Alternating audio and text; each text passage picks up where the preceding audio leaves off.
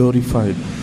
எங்களுடைய அழைப்பினை ஏற்று இந்த ஆசீர்வதிக்கப்பட்டதான கன்வென்ஷன் கூட்டத்தின் முதலாம் நாளுக்கு வருகை தந்ததான உங்கள் யாவருக்கும் ஆண்டவராகிய இயேசுவின் இனிய நாமத்தில் நாங்கள் வாழ்த்துதலை தெரிவிக்கிறோம். Having accepted our invitation, all those who have come for this first day of this blessed convention meetings, we greet all of them in the sweet name of our Lord Jesus Christ. இந்த நாட்களில் அநாதி ஸ்நேகம் என்கிறதான தலைப்பிலே பரிசுத்த ஆவியானுடைய உதவியோடு தேவனுடைய திருவசனங்களை நாம் தியானிக்க போகிறோம். In these days, another title, Everlasting Love, we are going to meditate the word of God by the help of the Holy Spirit.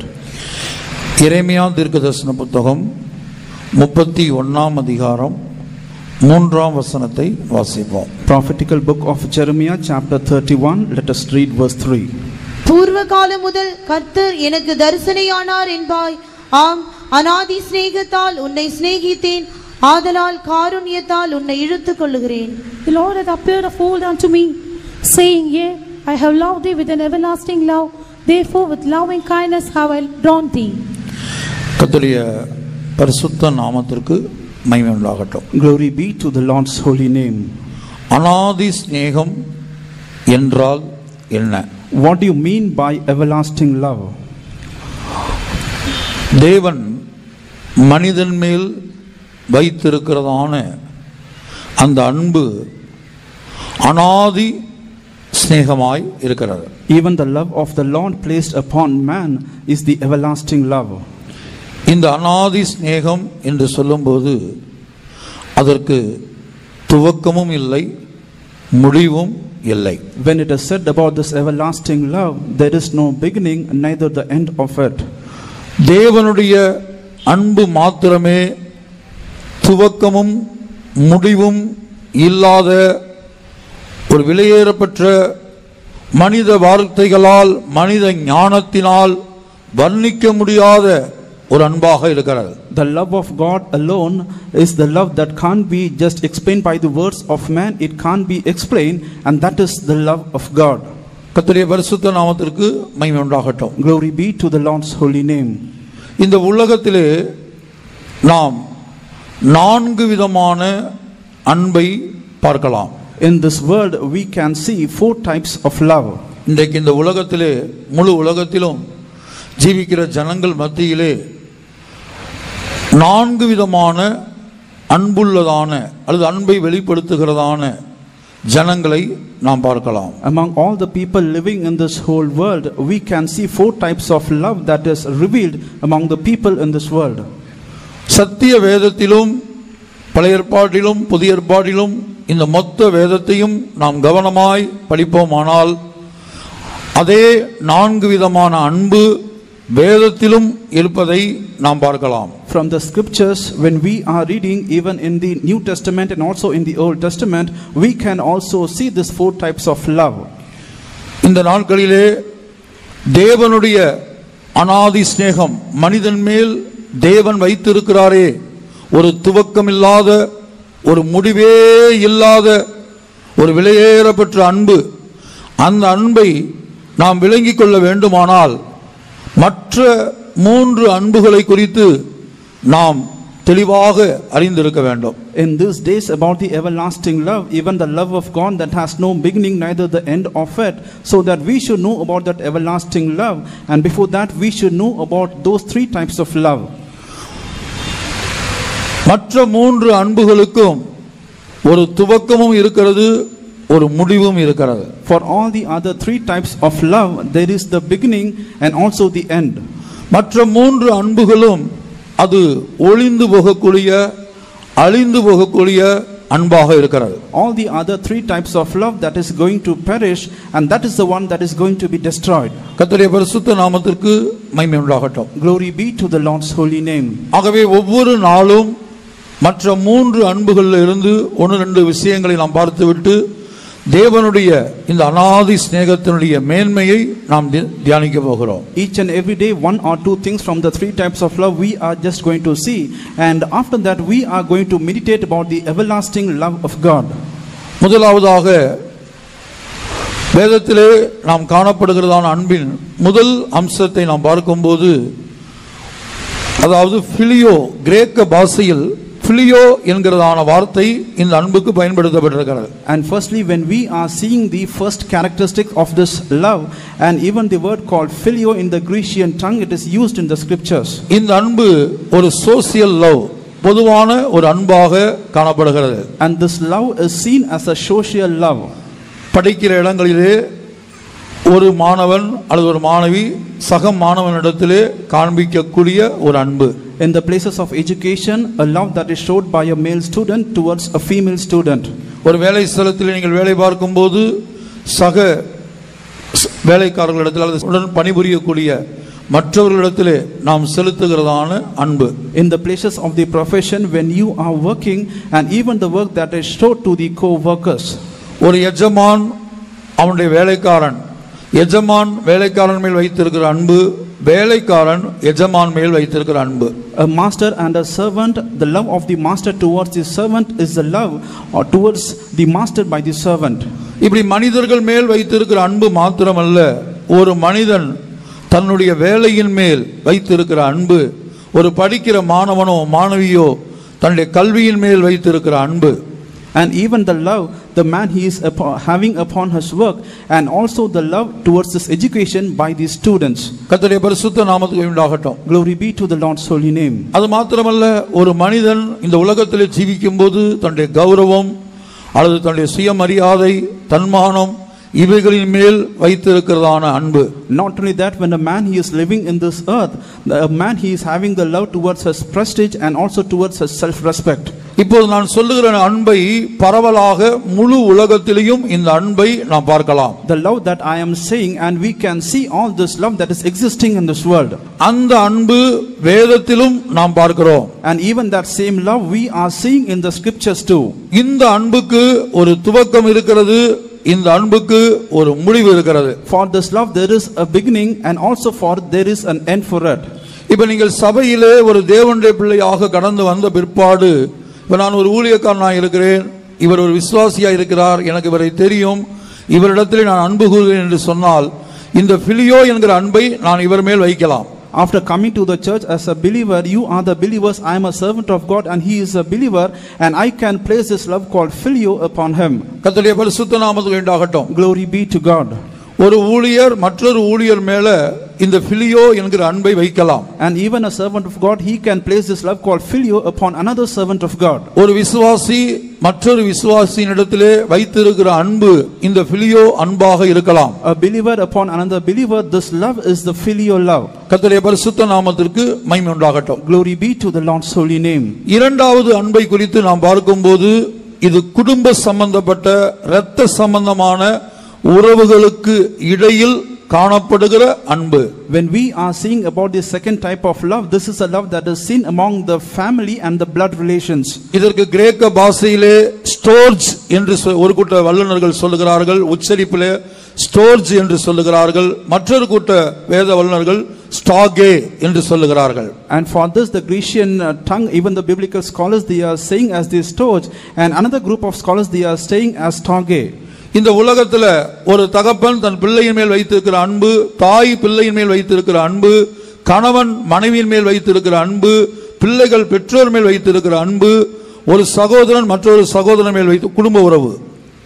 And in this world, and even the love of the father and the mother towards their children, and the love of the children towards their father and mother, the love of the husband towards the wife, and the love of the wife towards the husband is the family relations. கர்த்தருடைய பரிசுத்த நாமத்திற்கு மகிமை உண்டாகட்டும். Glory be to the Lord's holy name. இப்போ ஒரு கணவன் மனைவியின் மேல் வைத்திருக்கிற அன்பு என்று சொல்லும்போது, விவாகத்துக்கு முன்பாக கணவன் ஒரு இடத்திலும் மனைவி ஒரு இடத்திலும் எங்கோ இருக்கிறார்கள். When it is said about the love of the husband towards his wife, the husband is found in one place and the wife is in another place. அப்ப விவாகத்துக்கு பிற்பாடுதான், அந்த விவாகத்தின் போதுதான் ஒருவரை ஒருவர் அறிமுகமாகிறார்கள். விவாகத்துக்கு பிற்பாடுதான் கணவன் மனைவியிடத்தில் அன்பு கூறுகிறார், மனைவி கணவனிடத்தில் அன்பு கூறுகிறார். And in the wedding they are introduced to one another, and after the wedding even the husband is loving his wife and the wife is loving her husband.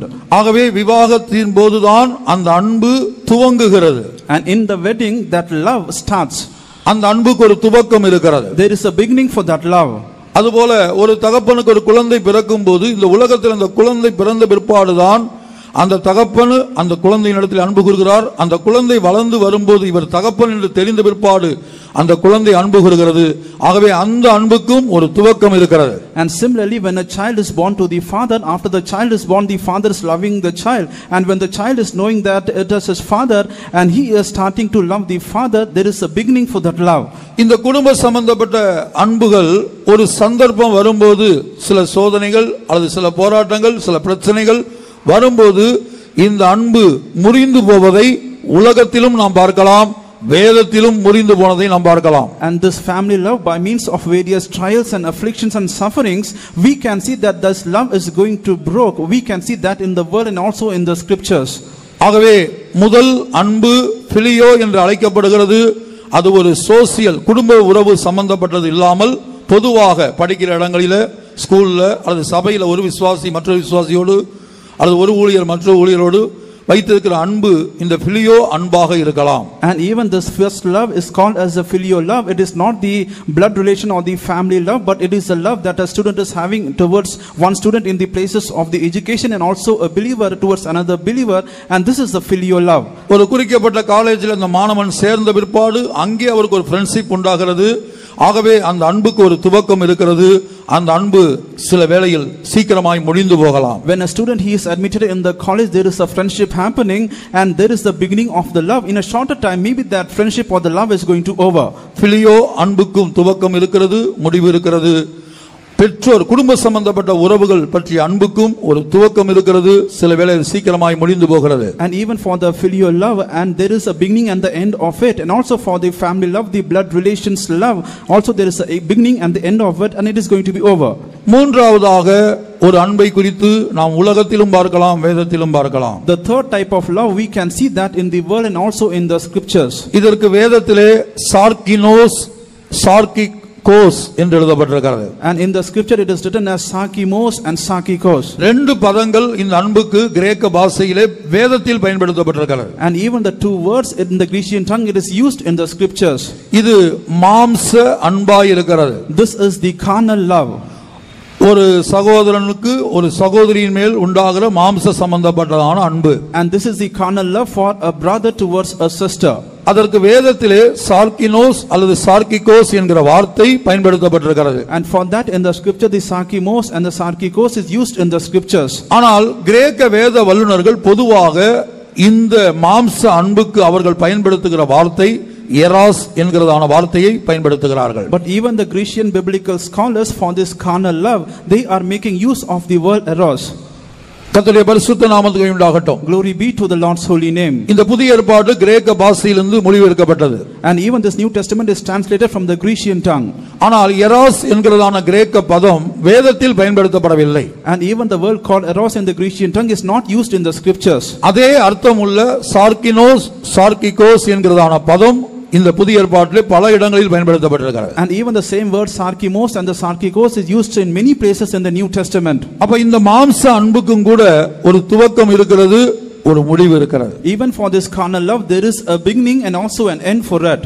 கர்த்தருடைய பரிசுத்த நாமத்திற்கு மகிமை உண்டாகட்டும். Glory be to the Lord's holy name. ஆனால் அதே வேளையிலே தேவன் மனிதன் மேல் வைத்திருக்கிற அந்த விலையேறப்பெற்ற அன்பு அகப்பே அல்லது அகப்பியோ என்கிற கிரேக்க வார்த்தையினால் எழுதப்பட்டிருக்கிறது. And even the same precious love of God towards man, it is written in the Grecian tongue as agapio. இந்த அன்பு ஒரு துவக்கம் இல்லை, இந்த அன்புக்கு ஒரு முடிவில்லை. And for this love there is no the beginning neither the end of it. இந்த அன்பு மற்ற மூன்று அன்புகளை பார்க்கிறோம், விலையேறப்பெற்ற வர்ணிக்க முடியாத விசேஷமான அன்பாய் இருக்கிறது. And this love is very precious, very special, can't be explained rather than those three types of love. ரோமர் 13ஆம் அதிகாரம் 10ஆம் வசனத்தை நாம் வாசிக்கும்போது, Romans chapter 13 verse 10 when we are reading,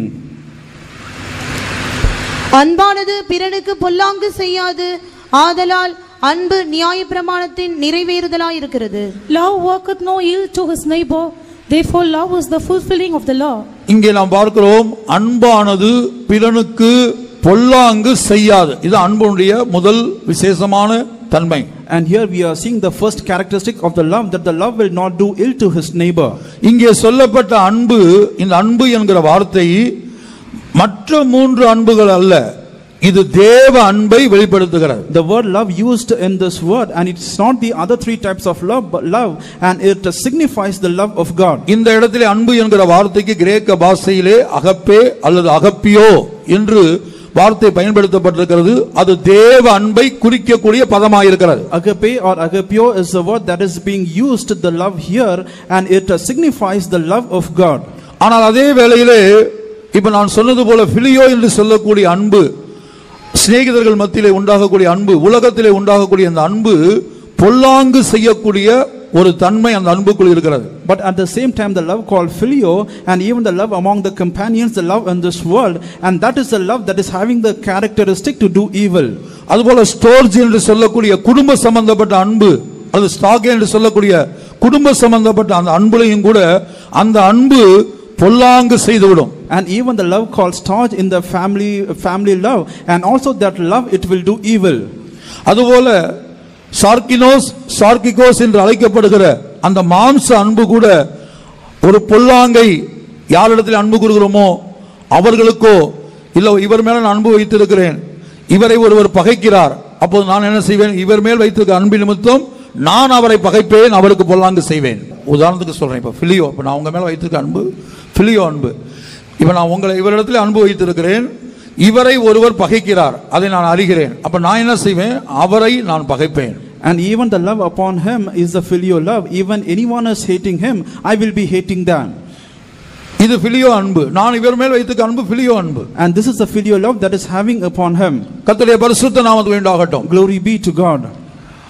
மாம்ச அன்பு வைத்திருக்கிற ஒரு நபர், அந்த அன்புலையும் அது பொல்லாங்கு செய்யக்கூடிய ஒரு அன்பா இருக்கிறது. A man having the carnal love, even in that love it is the love that will do evil. இதை நான் வேதத்திலிருந்து ஒவ்வொரு அன்புக்கும் நான் ஒரு உதாரணம் கொடுக்கும்போது உங்களுக்கு தெளிவாக புரிந்துவிடும். Right from the scripture, when I am giving an example for each and every types of love, you can understand. கர்த்தருடைய பரிசுத்த நாமத்துக்கு உண்டாகட்டும். Glory be to the Lord's holy name. அப்ப இந்த தேவனுடைய அன்பு, அந்த அன்புல பொல்லாங்கு செய்கிறதான அனுபவம் தேவனுடைய அன்பில் இல்லை. And even in the love of God, the characteristic of doing evil is not found in the love of God. இப்ப தேவன் என்ன எதிர்பார்க்கிறார் என்று சொன்னால், what is the Lord expecting when it is said, தேவனுடைய அன்பு, அந்த அதே அன்பை நாம் ஒவ்வொருவரும் பெற்றுக்கொள்ள வேண்டும். The love of God, even that same love, each and every one of us, we should receive it. அந்த அன்பை கொண்டுதான் நீங்கள் படிக்கிற இடத்துல, வேலை பார்க்கிற இடத்துல, உள்ளவர்களிடத்திலே நீங்கள் தேவ அன்பை பெற்றுக்கொண்டு அந்த அன்பினாலே மற்றவர்களிடத்தில் அன்பு கூற வேண்டும். And having that love, receiving the love of God, we should love all the people in your places of work and also in your places of education. கர்த்தருடைய பரிசுத்த நாமத்துக்கு உண்டாகட்டும். Glory be to God.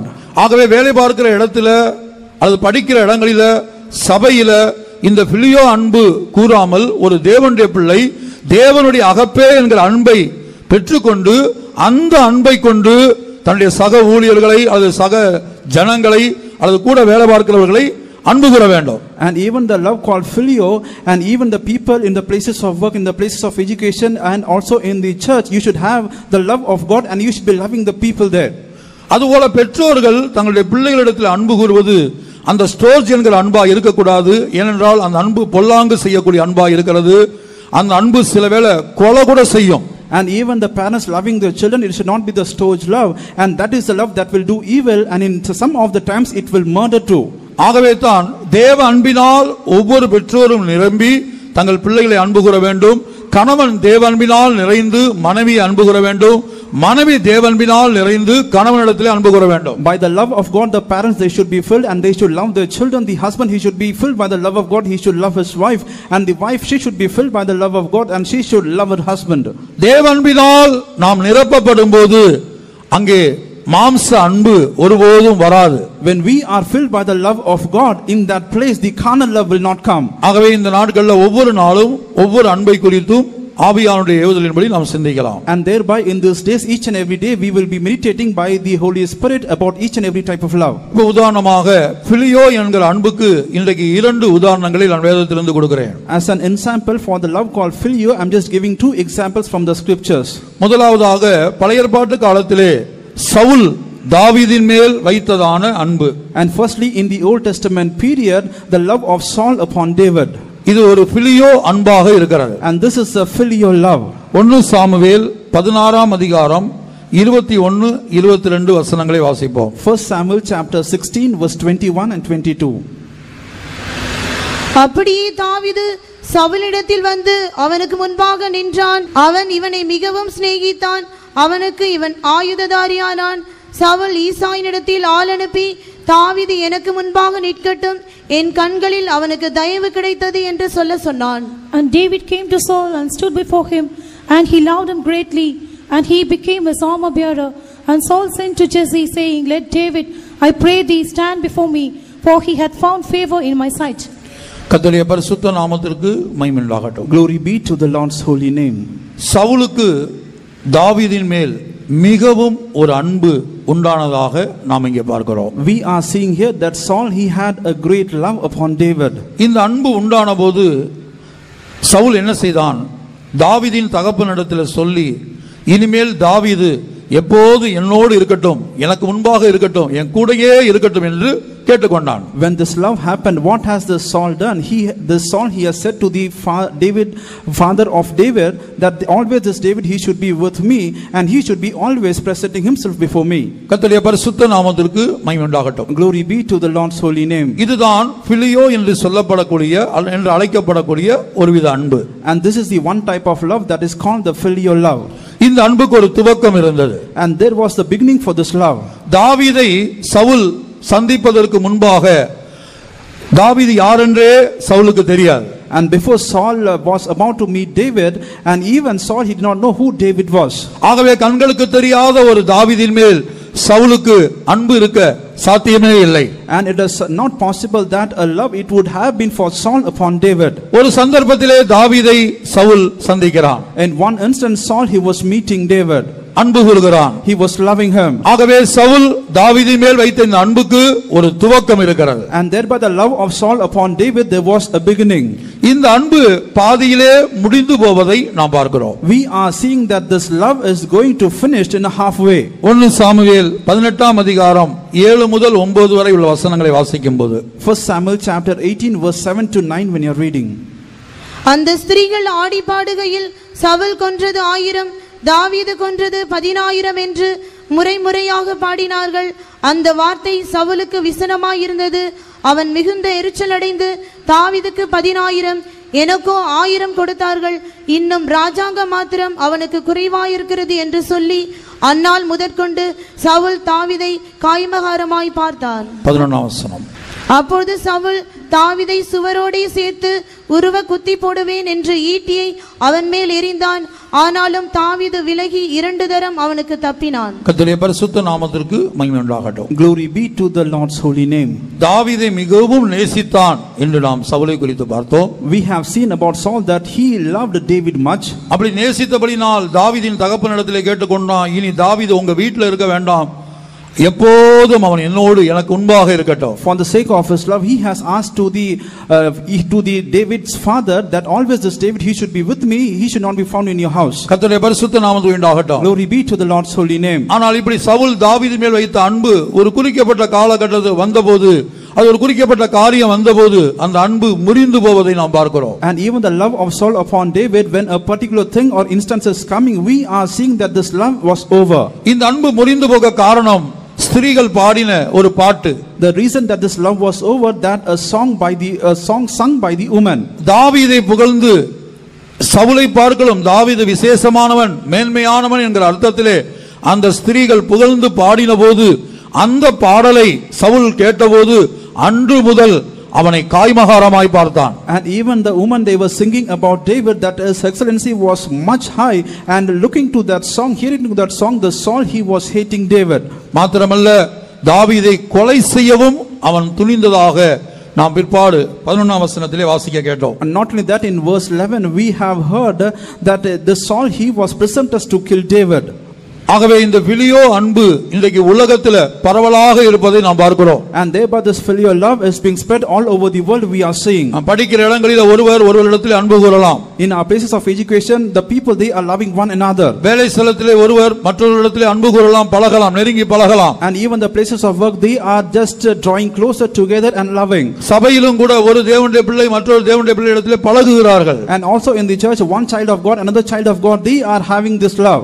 ஆனால் ஒரு பிரச்சனை வரும்போது, ஒரு போராட்டம் வரும்போது அந்த அன்பு கொலை செய்யக்கூடிய அளவுக்கு, கிருபையின் காலத்தில் தேவனுடைய பிள்ளைகள் சரீர பிரகாரமாக கொலை செய்வதில்லை, நாம் மற்றவர்களை பகைப்பதுதான் வேத வசனத்தின்படி கொலைபாதகமாய் இருக்கிறது. But when one problem or one struggle is coming in the dispensation of grace, and even the people of God, they are not killing one another, but when we are hating another people, and that is what that we are murdering them. கர்த்தருடைய பரிசுத்த நாமத்திற்கு மகிமை உண்டாகட்டும். Glory be to the Lord's holy name. இரண்டாவதாக நாம் பார்க்கும்போது இன்னொரு உதாரணம் நான் சொல்லுகிறேன். அபிசாய் தாவீதின் மேல் வைத்திருந்த அன்பு. And secondly, when we are seeing about the second type of love, the love of Abishai upon David, இதுவும் பிலியோ அன்புக்கு நான் கொடுக்கிற உதாரணமாக இருக்கிறது. and this is the example for the filial love that I am giving.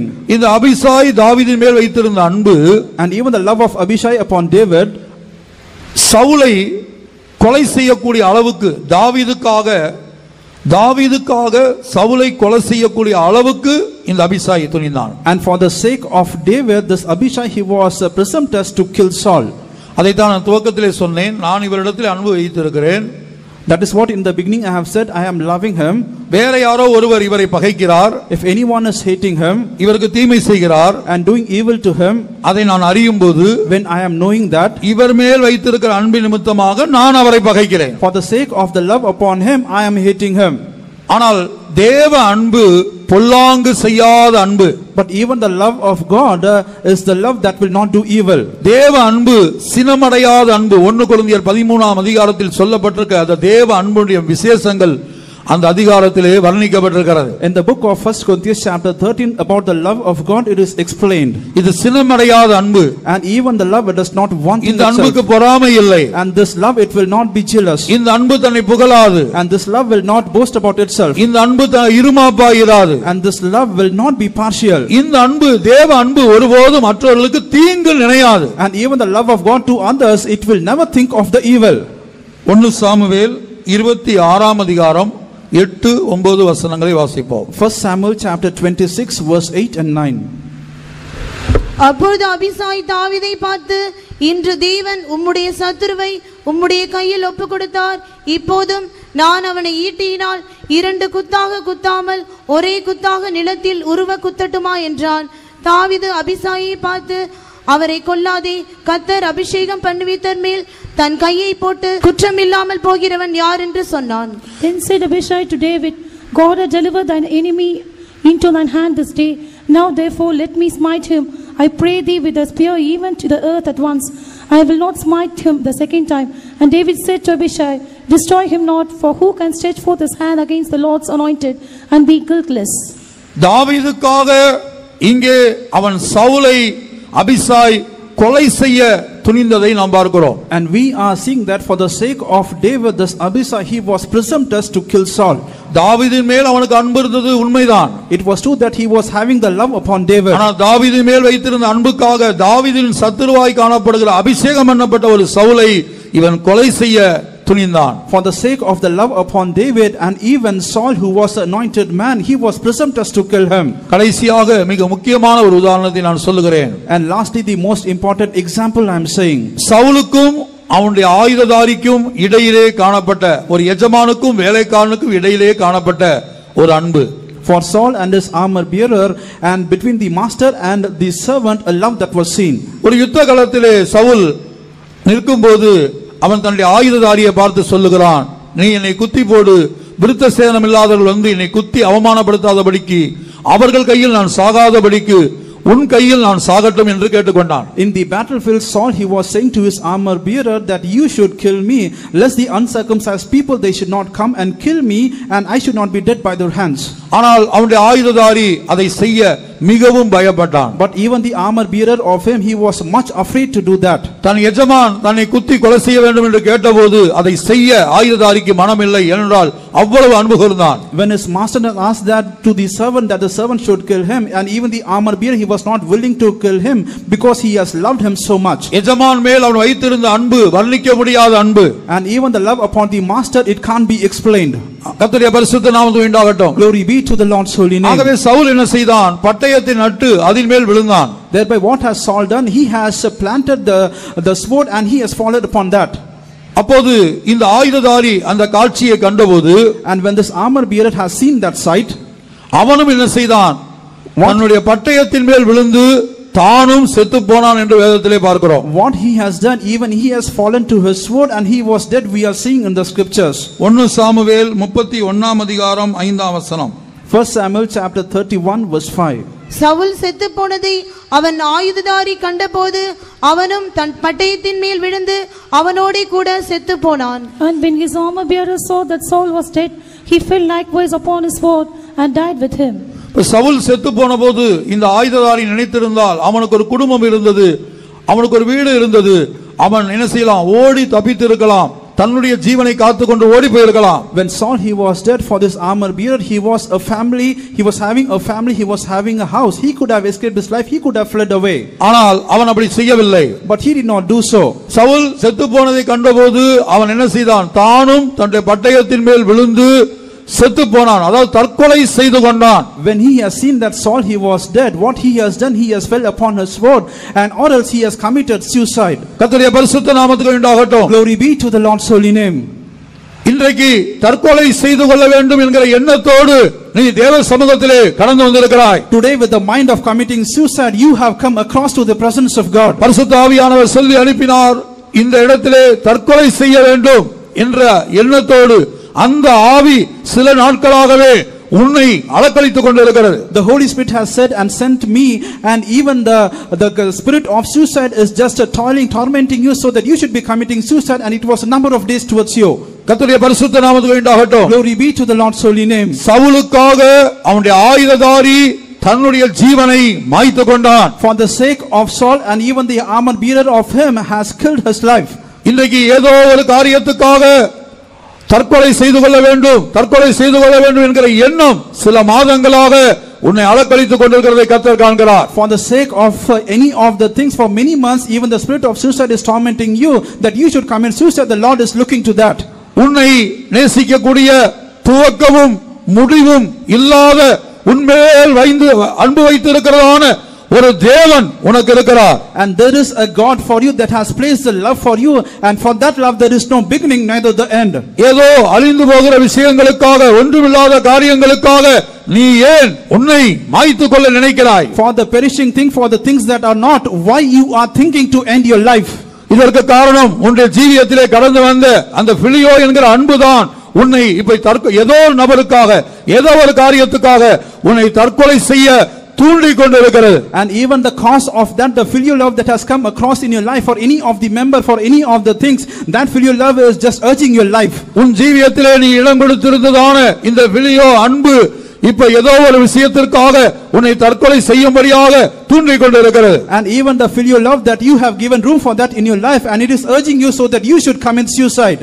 தற்கொலைக்காக 3 காரணங்களை இன்றைய கூட்டத்தில் பேசும்படியாக கர்த்தர் நான் புறப்படுகிற வேளையில் சொன்னார். And even the Lord, he has said, when I was about to depart, he has said that you should say the 3 reasons for committing suicide. தற்கொலை செய்து கொள்ளும்படியாக முடிவெடுப்பதற்கு இந்த 3 காரணங்களில் உன்னுடைய வாழ்க்கையில் வந்த காரணம் ஒரு காரணமாக இருக்கலாம். When you are coming to a conclusion for the committing suicide, and maybe one among the 3 reasons are being found in your life. கர்த்தருடைய பரிசுத்த நாமத்துக்கு மகிமை உண்டாகட்டும். Glory be to the Lord's holy name. இந்த பிலியோ அன்புக்கு நான் துவக்கத்திலே சொன்னேன், ஒரு மனிதன் மற்றொரு மனிதன் மேல் வைக்கிற அன்பு மாத்திரமல்ல, ஒரு மனிதன் தன்னுடைய கௌரவத்தின் மேல், தன்மானத்தின் மேல், சுய மரியாதையின் மேல் வைத்திருக்கிற அன்பு. And for this filial love I have said in the beginning, and also it's not the love towards one another, but it's the love towards the self respect and the prestige. ஒருவேளை உன்னுடைய தன்மானம், உன்னுடைய சுய மரியாதை, உன்னுடைய கௌரவம் பாதிக்கப்படக்கூடிய சம்பவங்கள் உன் வாழ்க்கையிலே தொடர்ந்து சம்பவித்துக் கொண்டிருக்கலாம். And maybe your prestige and your self respect, it is going to be harmed continuously in your life. உன்மேல் அழியாத அன்பு கூறுகிற, ஒரு காலம் ஒளியாத அன்பு வைத்திருக்கிற தேவ அன்பு தற்கொலை எண்ணத்தோடு வந்த உன்னை தம்மிடமாய் அழைக்கிறது. And even the love of God that is not going to be perished at any time, and it is calling towards you that you are with the mind of suicide here. இங்கே சவுலுடைய வேலைக்காரன் செத்து போனது எஜமானுக்காக. And here the servant of Saul, he was dead for the sake of the master. வேதத்திலே அகிதோப்பேல் என்கிற ஒரு மனிதனை குறித்து நாம் படிக்கிறோம். We are reading in the scripture about a man called Ahithophel. 2 Samuel 17ஆம் அதிகாரம் 23ஆம் வசனத்தில், in the book of 2 Samuel chapter 17 verse 23, தன்னுடைய சுய மரியாதைக்காக, தன்னுடைய தன்மானம், தன்னுடைய கௌரவம், தன்னுடைய பேர் புகழுக்காக தற்கொலை செய்து கொண்ட ஒரு விசேஷமான ஞானி அவன். for the sake of his self-respect, for the sake of his prestige, for the sake of his name and fame, he was about to commit suicide. He was a great wise man. அவன் சாதாரண நபர் அல்ல, ராஜாக்களுக்கு ஆலோசனை கொடுக்கக்கூடிய ஒரு நபராயிருந்தான். And he was not an ordinary man, but he was the man of counsel, giving counsels to kings. இன்றைக்கு ஊருக்கெல்லாம் ஆலோசனை கொடுக்கக்கூடிய ஒரு பிரபலமான நபராக இதுவரை வாழ்ந்து வந்த நீ இன்றைக்கு உன் உயிரை மாய்த்து கொள்ளக்கூடிய ஒரு எண்ணத்துக்கு நீ கடந்து வந்திருக்க காரணம் என்ன? And maybe you are a famous person that you were giving counsels to many, but why you have in the mind of committing suicide and you are about to end your life? உன்னுடைய ஆலோசனை கேட்டு பலர் வாழ்ந்த காலம் உண்டு. And even many they have lived listening to your counsels. ஆனால் இன்றைக்கு உன்னுடைய சுயமரியாதை, தன்மானம், கௌரவம், பேர், புகழ் இவற்றுக்கு வந்ததான போராட்டத்தின் நிமித்தமாக உன் உயிரை மாய்த்து கொள்ள வேண்டும் என்று நீ எண்ணிக்கொண்டிருக்கிறாய். But today for the sake of your self-respect, your prestige, your name and fame, it is going to be harmed. And today you are in the mind to kill your life. ஆகவே இந்த அகிதோப்பேல் வைத்த அன்பு, தன்னுடைய சுயமரியாதை, தன்மானம், கௌரவம், பேர், புகழ் இவைகளின் மேல் வைத்த அன்பு அந்த பிலியோ அன்பாக இருக்கிறது. And even the love of Ahithophel was this filial love, that he was having the love upon his prestige, his self-respect, his name and fame. 2 Samuel 17:23. Book of 2 Samuel chapter 17 verse 23. Ahithophel தன் யோசனையின்படி நடக்கவில்லை என்று கண்டபோது தன் கழுதையின் மேல் சீனம் வைத்து ஏறி தன் ஊரில் இருக்கிற தன் வீட்டுக்கு போய் தன் வீட்டு காரியங்களை ஒழுங்குபடுத்தி நான்று கொண்டு செத்தான். And when Ahithophel saw that his counsel was not followed, he saddled his ass and arose and gat him home into his house to his city, and to put his household in order, and hanged himself and died, and was buried in the sepulchre of his father. கர்த்தருடைய பரிசுத்த நாமத்துக்கு உண்டாகட்டும். Glory be to the Lord's holy name. இங்கே ஒரு விசேஷமான புத்தி இல்லாத ஒரு மனிதன் அல்ல, அவன் புத்தி இல்லாத மனிதன் அல்ல. And here it's not a special love, he is not an unwise person, he is not a foolish man. நீங்க முழு உலகத்திலே செய்தித்தாள்களை படித்து பாருங்கள், மிகவும் பிரபலமானவர்கள், கொடிகட்டி பறந்தவர்கள், உலகத்திலே பிரபலமானவர்கள், ஞானிகள், கோடீஸ்வரர்கள் தற்கொலை செய்து கொண்டு சாகிறார்கள். And throughout the whole world, when you are reading in the newspapers, and even persons of fame, and even the famous persons, and even they are just hoisting the flag, even the name is so, and they are committing suicide. ராஜாக்களுக்கே ஆலோசனை கொடுக்கக்கூடிய ஒரு இடத்திலே காணப்பட்ட ஒரு மனிதன், அவனுடைய முடிவை, பரிதாபமான முடிவை பாருங்கள். A man who was found in the position giving counsel to king, and look to his terrible end.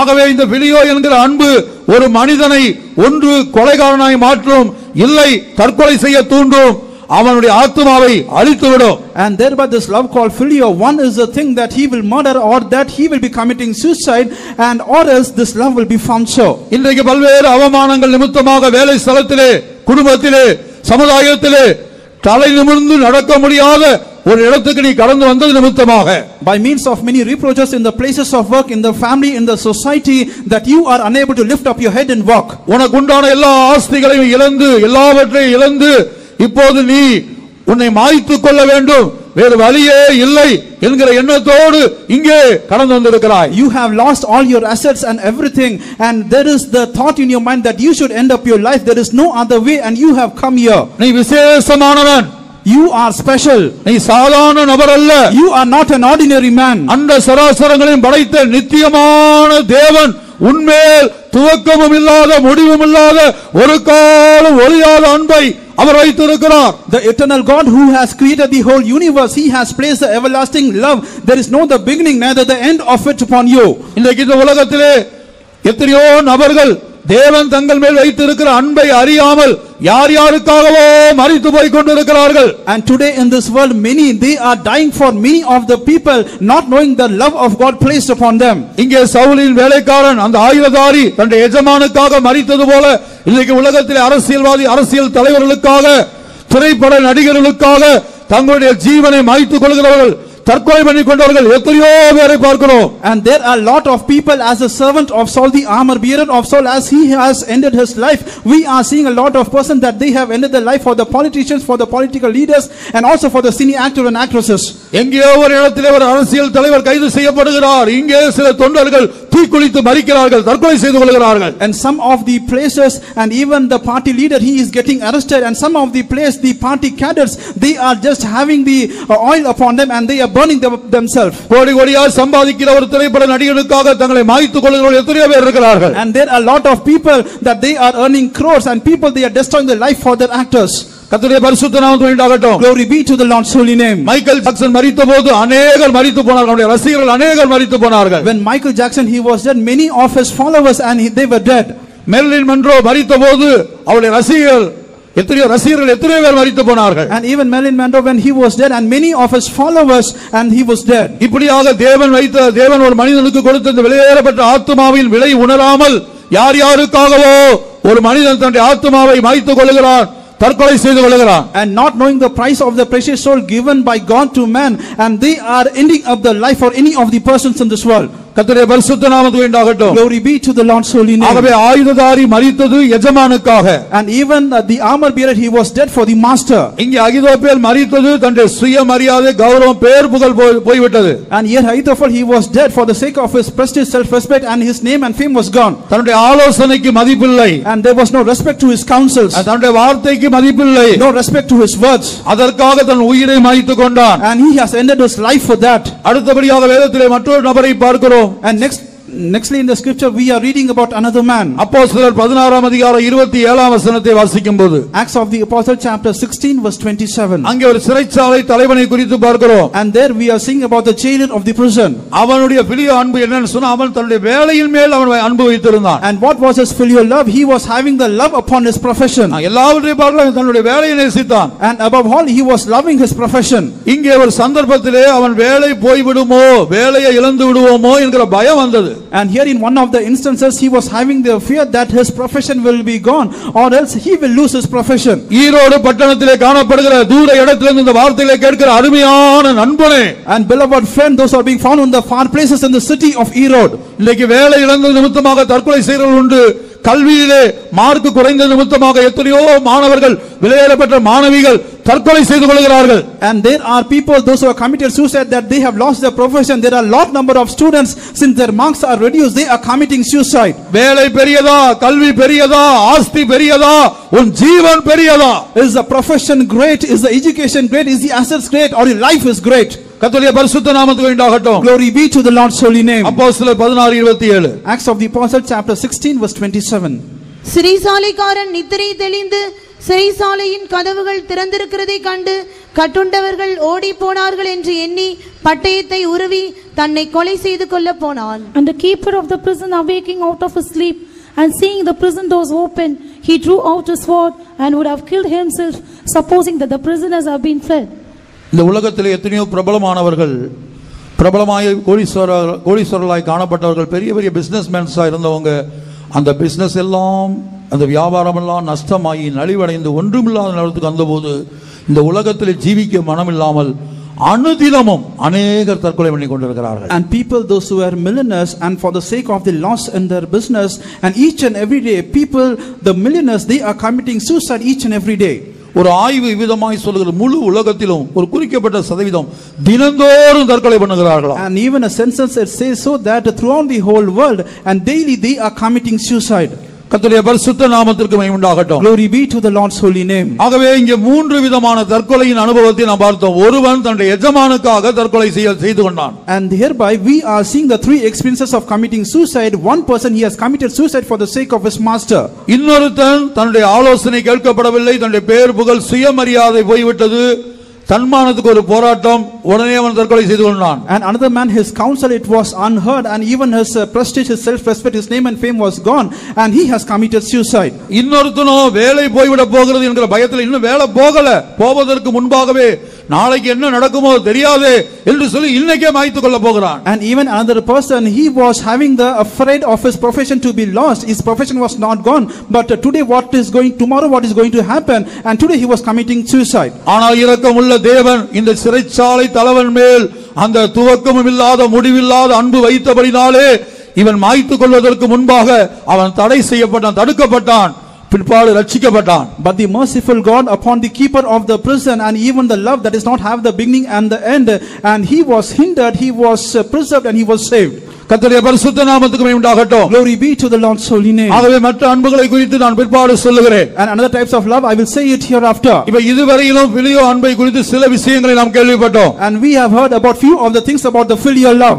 ஒருவன் மற்றொரு மேல் வைத்திருக்க அன்பின் நிமித்தமாக ஒருவனை கொலை செய்யக்கூடிய அளவுக்கு இந்த அன்பு அவனை கொண்டு போனது. And even the love of the person towards another, and this love has taken that person so that he should kill him.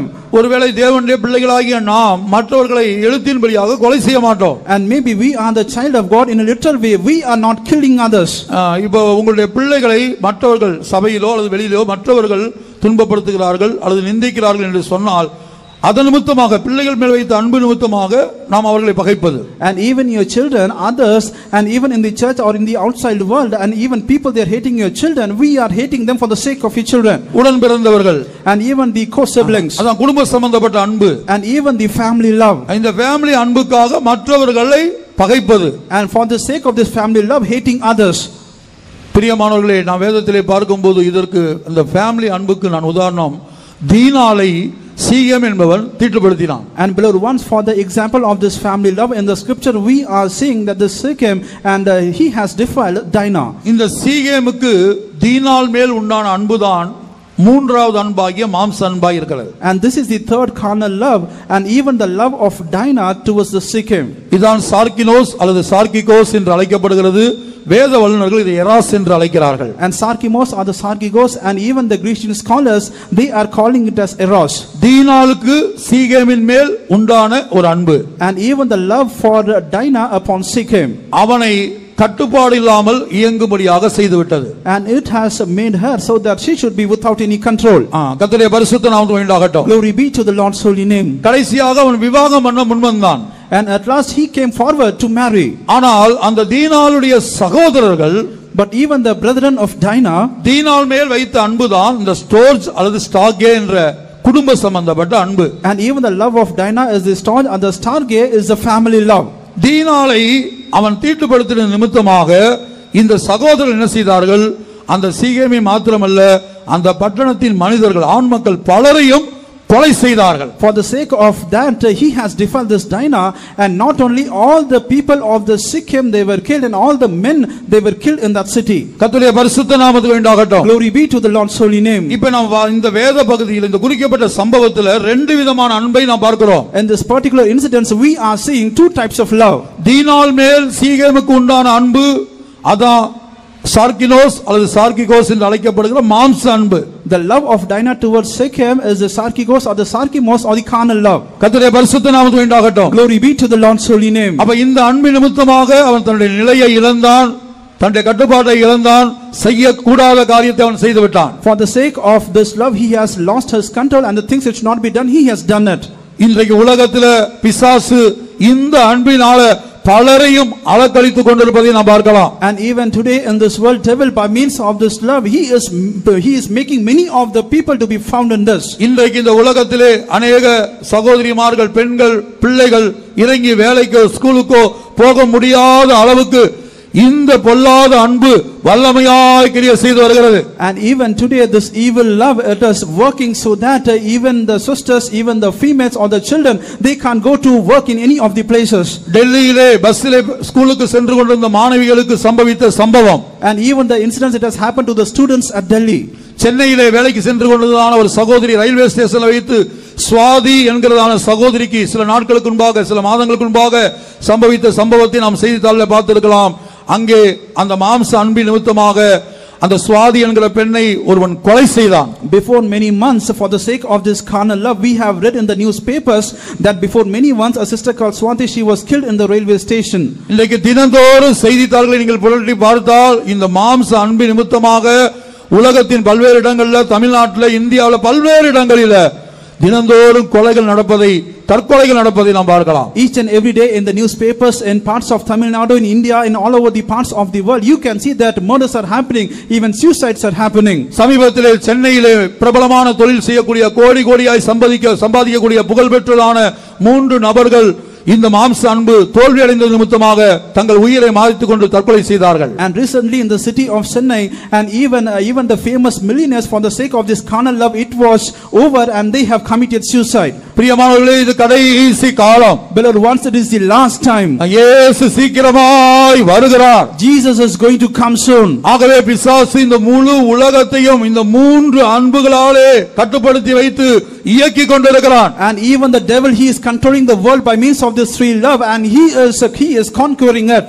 உலக ஜனங்களை மாத்திரமல்ல ஒரு துக்கமான சம்பவம் தேவ ஜனங்களுக்குள்ளும் இந்த மூன்று விதமான அன்பு இன்றைக்கு வல்லமையாய் கிரியை செய்து வருகிறது. And not only among the people of this world but among the people of God, the three types of love is working among those people. எலியா என்கிறதான ஒரு தீர்க்கதரிசியோடு எலிசா என்கிற ஒரு தீர்க்கதரிசி அன்பு வைத்திருந்தான். And even upon prophet Elijah he was loving him. ஆனா இப்போ அவன் என்ன சொல்ற, கர்த்தருக்காக ஊழியம் செய்ய வந்த இந்த எலிசா தீர்க்கதரிசி எலியாவை விட்டு எனக்கு பிரியவே முடியாது, நீ எங்க போனாலும் நான் உன் கூட தான் இருப்பேன், உம்மை விட்டு நான் பிரியவே மாட்டேன் என்று அவனை பிடித்துக் கொண்டிருக்கிறான். But now what he was saying, and even the prophet Elisha, he has come to minister God, but he was catching prophet Elijah that wherever you are going I will be with you. He was catching him. கர்த்தரை பிடித்துக் கொள்வதற்கு பதிலாக instead of catching God, Elisha எலியாவை பற்றி பிடித்துக் கொண்ட எங்கு போனாலும் அவனை விட்டு விலக மாட்டேன். And Elisha, he was catching Elijah wherever he is going and he will not leave him. உம்மோடு கூட நான் வருவது தேவ சித்தமா தேவ சித்தம் இல்லையா அதெல்லாம் எனக்கு விஷயம் இல்ல. It's not the thing that is it the will of God or not that I should be coming up with you. எங்கு போனாலும் நான் கூட இருப்பேன். Wherever you are going I will be with you. கர்த்தருடைய பரிசுத்த நாமத்துக்கு உண்டாகட்டும். Glory be to the Lord's holy name. இதுதான் பிலியோ அன்பு. And this is the filial love. இப்படிப்பட்ட அன்பையும் கூட பிசாசு இன்றைக்கு சபையிலே பல்வேறு தேவனுடைய பிள்ளைகளுக்குள்ளே கொண்டு வரக்கூடும். And such type of love may be in the church among many people of God. This is coming in them. இது கடைசி காலமாக இருக்கிறபடினாலே நாம் எந்த அன்பினால் இப்போது வாழ்ந்து கொண்டிருக்கிறோம், இன்றைக்கு நம்மை ஆளுகை செய்து கொண்டிருக்கிறது எந்த அன்பு என்பதை இந்த முதல் கூட்டத்திலே திருவசனத்தின் வெளிச்சத்திலே பகுத்தறிவோமாக.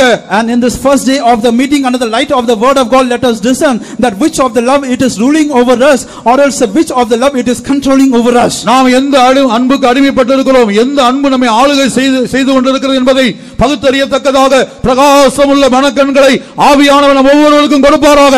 Which of the love that we are being enslaved, which of the love that we are being controlled, may the Holy Spirit he must enlighten the eyes of the understanding of us. கர்த்தருடைய பரிசுத்த நாமத்துக்கு உண்டாகட்டும். Glory be to the Lord's holy name. ஆகவே இந்த storage என்கிற அன்பை குறித்து நாம் பார்க்கும்போது, and even the love called storge, when we are looking to தன்னுடைய சகோதரிக்காக அந்த சீகேமையும் அந்த பட்டணத்து மனிதர்களையும் இந்த லேவியும் சிமியோனும் சகோதரர்கள் போய் கொலை செய்து போட்டார்கள். For the sake of their sister this Levi and Simeon and even all their siblings, they have gone and killed all the men people in the city of Shechem. கர்த்தருடைய பரிசுத்த நாமத்துக்கு உண்டாகட்டும். Glory be to the Lord's holy name. ஆகவே இந்த storage என்கிற அன்பு அது குடும்ப சம்பந்தப்பட்ட அன்பு. சிலவேளை ஒருவர் மேல் வைக்கிற பாசம் சிலவேளை கொலை செய்யத்தக்கதாக அல்லது ஒருவரை ஒருவர் பகைக்கத்தக்கதாக பொல்லாங்கு செய்யத்தக்கதாக தீங்கு செய்யத்தக்கதாக இந்த அன்பு வழி நடத்தும். And thereby this love called storge is the family love, and it is the love towards affection among the family members, or else this is a love that will do wicked or evil. In certain of the times it will kill others. அடுத்தபடியாக ஒரு உதாரணம், இந்த storage என்கிற அன்புக்கு நோவா என்கிற ஒரு விசேஷமான தேவனுடைய பக்தன். And nextly another example for this love called storge, and even Noah, he was a special man of God. நல்ல தேவனுடைய மனிதன், and he was a good man of God. விசேஷமான ஒரு நபர்தான். and he was a special man. கர்த்தருடைய பரிசுத்த நாமத்துக்கு உண்டாகட்டும். Glory be to the Lord's holy name. ஆனால் அந்த நோவா ஒரு சந்தர்ப்பத்திலே அவன் திராட்சரசத்தை குடித்து வஸ்திரம் விலகி படுத்திருந்ததாக நாம் பார்க்கிறோம். But in one of the instances Noah, he has drunk the wine and he was in the state that his garments was moved. கர்த்தருடைய பரிசுத்த நாமத்துக்கு மகிமை உண்டாகட்டும். Glory be to God. அப்படி வஸ்திரம் விலகி படுத்திருந்தபோது, when he was sleeping with the garments moved, ஆதியாகமம் 9ஆம் அதிகாரம் 21ஆம் வசனம் 22ஆம் வசனம். Book of Genesis chapter 9 verse 21 and 22. அவன் திராட்சரசத்தை குடித்து வெறி கொண்டு தன் கூடாரத்தில் வஸ்திரம் விலகி படுத்திருந்தான். அப்பொழுது கானானுக்கு தகப்பனாகிய காம் தன் தகப்பனுடைய நிர்வாணத்தை கண்டு வெளியில் இருந்த தன் சகோதரர் இருவருக்கும் அறிவித்தான். 24 25 அடுத்து.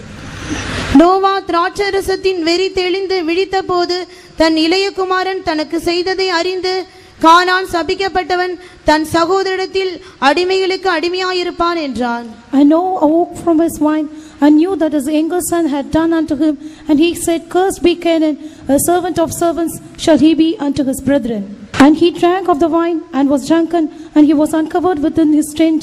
And Ham, the father of Canaan, saw the nakedness of his father and told his two brethren without. கர்த்தருடைய பரிசுத்த நாமத்துக்கு மகிமை உண்டாகட்டும். Glory be to the Lord's holy name. இங்கே ஒரு தகப்பன் வஸ்திரம் விலகி படுத்திருக்கிறான். And here a father, he was uncovered, he was sleeping. அதை அவன் பெற்றெடுத்த ஒரு மகன் பார்க்கிறான். And that was seen by the son that he begat. அவன் வெளியில் போய் யாரிடத்திலும் சொல்லவில்லை. And he did not go outside, did not tell to anyone. அவன் செய்தது தவறுதான். And the thing that it was done, it was a fault. அதுல மாற்று கருத்து இல்ல. And there is no contrary of opinions. ஆனால் அவன் அதை தன் சகோதரர்களிடத்தில் போய் அறிவித்தான். சொந்த சகோதரரிடத்தில் அறிவித்தான். But he has said to his own siblings or brethren. ஆனால் அந்த சொந்த சகோதரர்கள் விசேஷமானவர்களாய் இருந்து தகப்பனுடைய நிர்வாணத்தை அவர்கள் பார்க்காமல் ஒரு வஸ்திரத்தை எடுத்துக்கொண்டு பின்னிட்டு வந்து அந்த நிர்வாணத்தை மூடினார்கள். And his own brethren, not looking to the nakedness of their father, they have come backwards and they have covered that nakedness. இதை முதலாவது பார்த்த அந்த காம் செய்திருக்கலாம். And firstly, him who has seen that, he would have done that. சரி, அவன் செய்யவில்லை. And he hasn't done it. அவன் தன்னுடைய சகோதரர்களுக்கு அதை சொல்லிவிட்டான். And he has said that to his brethren. ஆனா இந்த தகப்பனுடைய அன்பு என்ன செய்திருக்க வேண்டும்? But what should the love of father it should have done? அவனை மன்னித்து மறந்திருக்கலாம். And he should have forgiven, he should have forgotten. கண்டித்து அதோட விட்டிருக்கலாம். And he should have scolded, he should have finished with that. ஒரு சின்ன சிட்சை கொடுத்திருக்கலாம். And a small punishment would have given. ஆனால் தகப்பன் சபித்து விட்டான். என்றென்றைக்கு நீ அடிமையாய் இருப்பாய் என்று சபித்து விட்டான். இன்றைக்கு வரைக்கும் அவர்கள் அடிமைகளாகத்தான் இருக்கிறார்கள். But even the father, he has cursed that you should be cursed until this very time they are found as slaves. கர்த்தருடைய பரிசுத்த நாமத்துக்கு உண்டாகட்டும். Glory be to the Lord's holy name. இன்றைக்கு வரைக்கும் இந்த உலகத்தில் ஆப்பிரிக்கன்ஸ் நீங்க எடுத்துக்கொண்டா இன்றைக்கு வரைக்கும் பல்வேறு கஷ்டங்கள் வழியாக பிரச்சனைகள் வழியாக அந்த தேசத்துல ஒரு செழிப்பு இல்லாம பல்வேறு அடிமைத்தனத்துக்குள்ள இருக்கிறது போலதான். Until this time when you are looking to the Africans in that country, there is no prosperity and they are found like that of the slaves. அவன் சொல்லிட்டான் என்றென்றைக்கு அடிமையாயிருப்பான். And he has said that you will be found as slaves for evermore. அந்த வசனத்தை மட்டும் வாசிங்க. ஒரு 6 மாசம் ஒரு வருஷம் அல்ல சிட்சை. It's not 6 months or 1 year the punishment.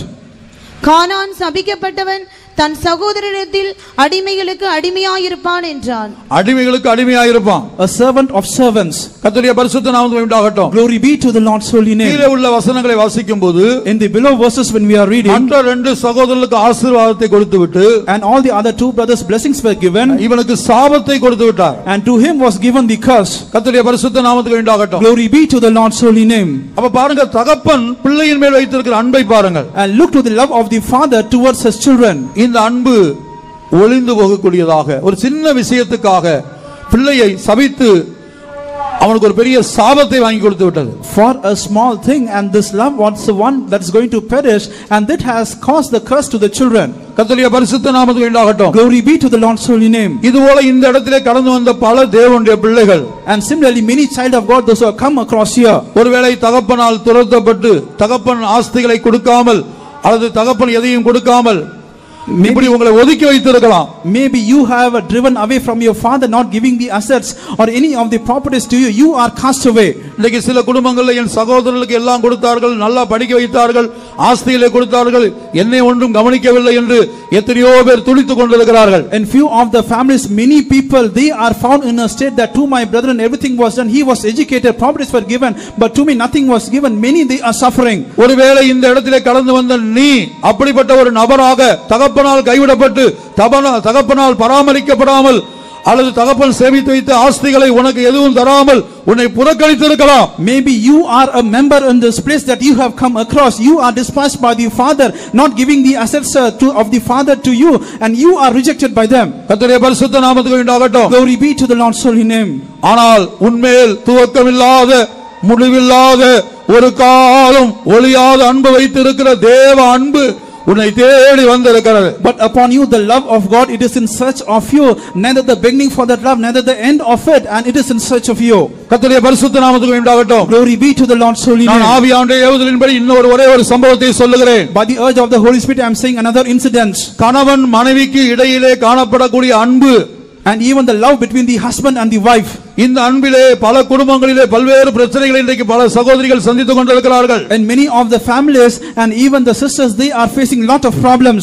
சிலர் கணவனை பிரிந்து தாயினுடைய வீட்டிலே வசித்துக் கொண்டிருக்கிறார்கள். சிலர் விவாகரத்து பண்ண வேண்டும் என்ற எண்ணத்தோடு வந்திருக்கிறார்கள். And few of the women they are separated from the husbands, they are found in the mother's house, and few they are in the mind of divorce. இந்த கணவன் மனைவியினுடைய இடையிலே காணப்படுகிற அன்பிலே சில வேளை பிரச்சனை வரலாம். And maybe there are issues amidst the love of the husband and the wife. நான் சொல்வதெல்லாம் சாதாரண நபர்கள் அல்ல. நோவா சாதாரண நபர் அல்ல. And even the thing that I am saying is not an ordinary thing. Noah, he was not an ordinary man. கர்த்தருடைய கண்களில் அவனுக்கு கிருபை கிடைத்திருந்தது. And he has received grace in the eyes of God. தன் குடும்பத்தை ரட்சிப்பதற்காக பூர்வ உலகம் தேவனால் நியாயம் தீர்க்கப்பட்ட போது ஒரு பேழையை உண்டாக்கும்படியான மாதிரியை பெற்று அந்த பேழையை உண்டாக்கின ஒரு தேவனுடைய மனிதன். And he was a man of God so that he should save his family and he should save the former world, and he has constructed an ark so that he should save the people. ஆனால் அப்படிப்பட்ட ஒரு தேவனுடைய மனிதன் தன்னுடைய பிள்ளைகளிடத்தில் எப்படி நடந்து கொண்டான் என்று நாம் பார்த்தோம். But such man of God, how he was moving with his children, we have seen.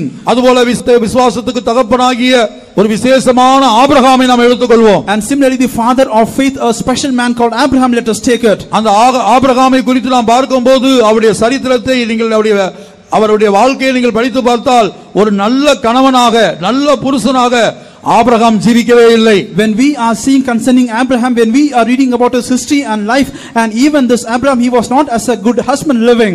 ரெண்டு சந்தர்ப்பத்திலே அவனுடைய மனைவியை அவன் அறிய அவனுடைய கண்களுக்கு முன்பாக சத்துருக்கள் எடுத்துக்கொண்டு போன போது தன்னுடைய உயிருக்கு பயந்து மனைவியை விட்டு விட்டான். And two of the incidences before his eyes, when his wife was taken by the enemies, and he has left his wife for the fear of his life. ஆதியாகமம் 12ஆம் அதிகாரம் 12-15 ரெண்டு வசனங்களை வாசிப்போம். Book of Genesis chapter 12 verse 12 and verse 15.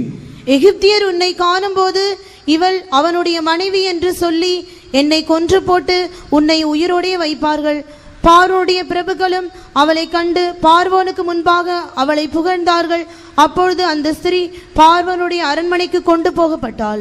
Therefore it shall come to pass when the Egyptians shall see thee, that they shall say, This is his wife, and they will kill me, but they will save thee alive. The princess also of Pharaoh saw her and commended her before Pharaoh, and the woman was taken into Pharaoh's house. தன் உயிருக்கு முக்கியத்துவம் கொடுத்து தன்னுடைய ஜீவனுக்கு முக்கியத்துவம் கொடுத்து மனைவியை காப்பாற்றாத மனைவியுடைய கற்பை காப்பாற்றாத ஒரு புருஷனை குறித்து நாம் இங்கே பார்க்கிறோம். Giving priority for his life, we are seeing about a husband and not preserving the womb of the wife, not preserving the wife. இன்றைக்கு சின்ன சின்ன பிரச்சனைகளுக்காக சின்ன பிரச்சனை போராட்டங்களுக்காக கணவனோடு சண்டையிட்டு அநேக தேவனுடைய பிள்ளைகள் தாய் வீட்டுக்கு ஓடி போகிறார்கள், விவாகரத்து கேட்கிறார்கள். And for small and tiny issues, and even the sisters, they are running to the mother's house, and even they are asking for divorce. சாராளுக்கு கிடைத்திருந்த அந்த சாராய்க்கு கிடைத்திருந்த புருஷனை பாருங்கள். And look to the husband of Sarai that she has received. இது ஒரு தடவை அல்ல, ஒரு முறை அல்ல. This is not one time or one instance. இரண்டாவது முறை ஆதியாகமம் 20ஆம் அதிகாரம் 2-3 வசனங்கள். Book of Genesis chapter 20 verse 2 and 3, the second time. அங்கே ஆபிரகாம் தன் மனைவியாகிய சாராளை தன் சகோதரி என்று சொன்னதினாலே கேராரின் ராஜாவாகிய அபிமெலேக்கு ஆள் அனுப்பி சாராளை அழைப்பித்தான். தேவன் இரவிலே அபிமெலேக்குக்கு சொப்பனத்திலே தோன்றி, நீ அழைப்பித்த ஸ்திரீ நிமித்தம் நீ செத்தாய், அவள் ஒருவனுடைய மனைவியாய் இருக்கிறாளே என்றார். And Abraham said of Sarah his wife, She is my sister. And Abimelech king of Gerar sent and took Sarah. But God came to Abimelech in dream by night and said to him, Behold, thou art put a dead man for the woman which thou hast taken, for she is a man's wife. இன்றைக்கு உலகத்தில் எடுத்துக்கொண்டாலும் கணவன் மனைவிக்கு ஒரு அன்பு இருக்கிறது. அதான் storage அல்லது ஸ்டாகே. And today that is the staunch love or the starkey love, the love between the husband and the wife. அந்த கணவன் மனைவியினுடைய அன்பு வேதத்திலும் இருக்கிறது. The love of the husband and wife is seen in the scripture too. இங்கே கடந்து வந்த கணவனோ மனைவியோ சில பிரச்சனையின் வழியாக நீங்கள் கடந்து போகலாம். Even the husband and wife that you have come here, you are passing through some of the issues. உங்களுடைய விவாக வாழ்க்கையிலே சில தோல்வி உண்டாயிருக்கலாம். In your wedding life there are few of the failures. அத நிமித்தமாக மரித்து போக வேண்டும் என்கிற எண்ணத்தோடு நீங்கள் வந்திருக்கலாம். For the sake of that you are in a mind to end your life, you have come up here. பிரியமானவர்களே, இது மாத்திரமல்ல வாழ்க்கை, இதற்கு அப்பாற்பட்டதான ஒரு நித்திய வாழ்க்கையை கர்த்தர் உனக்கு நித்திய தேவன் உனக்காக வைத்திருக்கிறார். Beloved ones, this is not the only life, and there is a life apart from this, and even the eternal God has placed that for you. இங்கே கவனிக்க வேண்டிய காரியம், இந்த ரெண்டு சந்தர்ப்பங்களிலும் புருஷன் தன்னுடைய உயிரை காப்பாற்றிக் கொண்டு மனைவியை கைவிட்டான். தேவனுடைய அன்பு அவளை காப்பாற்றினார். ரெண்டு சந்தர்ப்பத்தில் கர்த்தர் தான் காப்பாற்றினார். And even the thing to pay heed, that in two of the instances, and even the husband has forsaken her, but even the God has preserved that person. இப்படிப்பட்ட புருஷனோடு எந்த மனைவி ஜீவிப்பார்கள்? முதல் முறை சம்பவிக்கும் போதே ஓடி போயிருப்பார்கள். And with such type of husband, which wife she will be living in the first instance, she would have been fled. ஆனால் சாராய் அப்படி செய்யவில்லை. But Sarah did not do so. அந்த ஆபிரகாமை கனம் பண்ணி அவனோடு வாழ்ந்தாள். And she was honoring Abraham and she was living with him. பேதுரு அப்போஸ்தலன் மூலமாக ஆவியானவர் பேதுரு நிருபத்திலே சொல்லும்போது இப்படிப்பட்ட புருஷனை ஆண்டவனே என்று அழைத்து ஜீவித்தாளாம். And Apostle Peter by the Holy Spirit in the epistle of Saint Peter, and she was calling such type of husband as Lord, and she was living. பரிசுத்த ஆவியானவர் திருவுளப்பட்டிருக்கிறார், நீ பல்வேறு பிரச்சனைகளோடு இங்கே வந்திருக்கிறாய். Even the Holy Spirit says that by means of many issues you have come here. இன்றைக்கு உலக அன்பு, பல்வேறு விதமான உலக அன்பை குறித்து நீ கேள்விப்பட்டாயே. இந்த அன்பெல்லாம் அழிந்து போகக்கூடிய, ஒளிந்து போகக்கூடிய, உன்னை கைவிடக்கூடிய, உன்னை ஏமாற்றக்கூடிய அன்பாய் இருக்கிறது. And you have heard about many types of worldly love, and this is the type of love that will deceive you, and even this is the type of love that it will cheat you and it will do all sort of things to you. ஆனால் தேவன் நம்மேல் வைத்த அன்பு சாதாரண அன்பு அல்ல. But even the love of God upon us, it is not the ordinary love.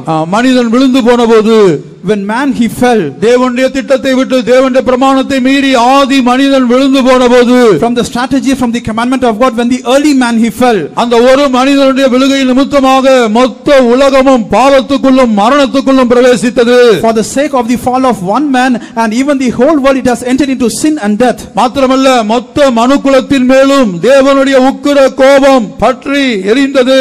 Not only that, upon the whole mankind the wrath of God, it was kindled upon them. மனுக்குலத்தின் மேல் பற்றி எரிந்ததான தேவனுடைய உக்கிர கோபத்தை தணிக்கும்படியாக கர்த்தராகிய இயேசு இந்த உலகத்திலே கிருபாதார பலியாய் வந்தார்.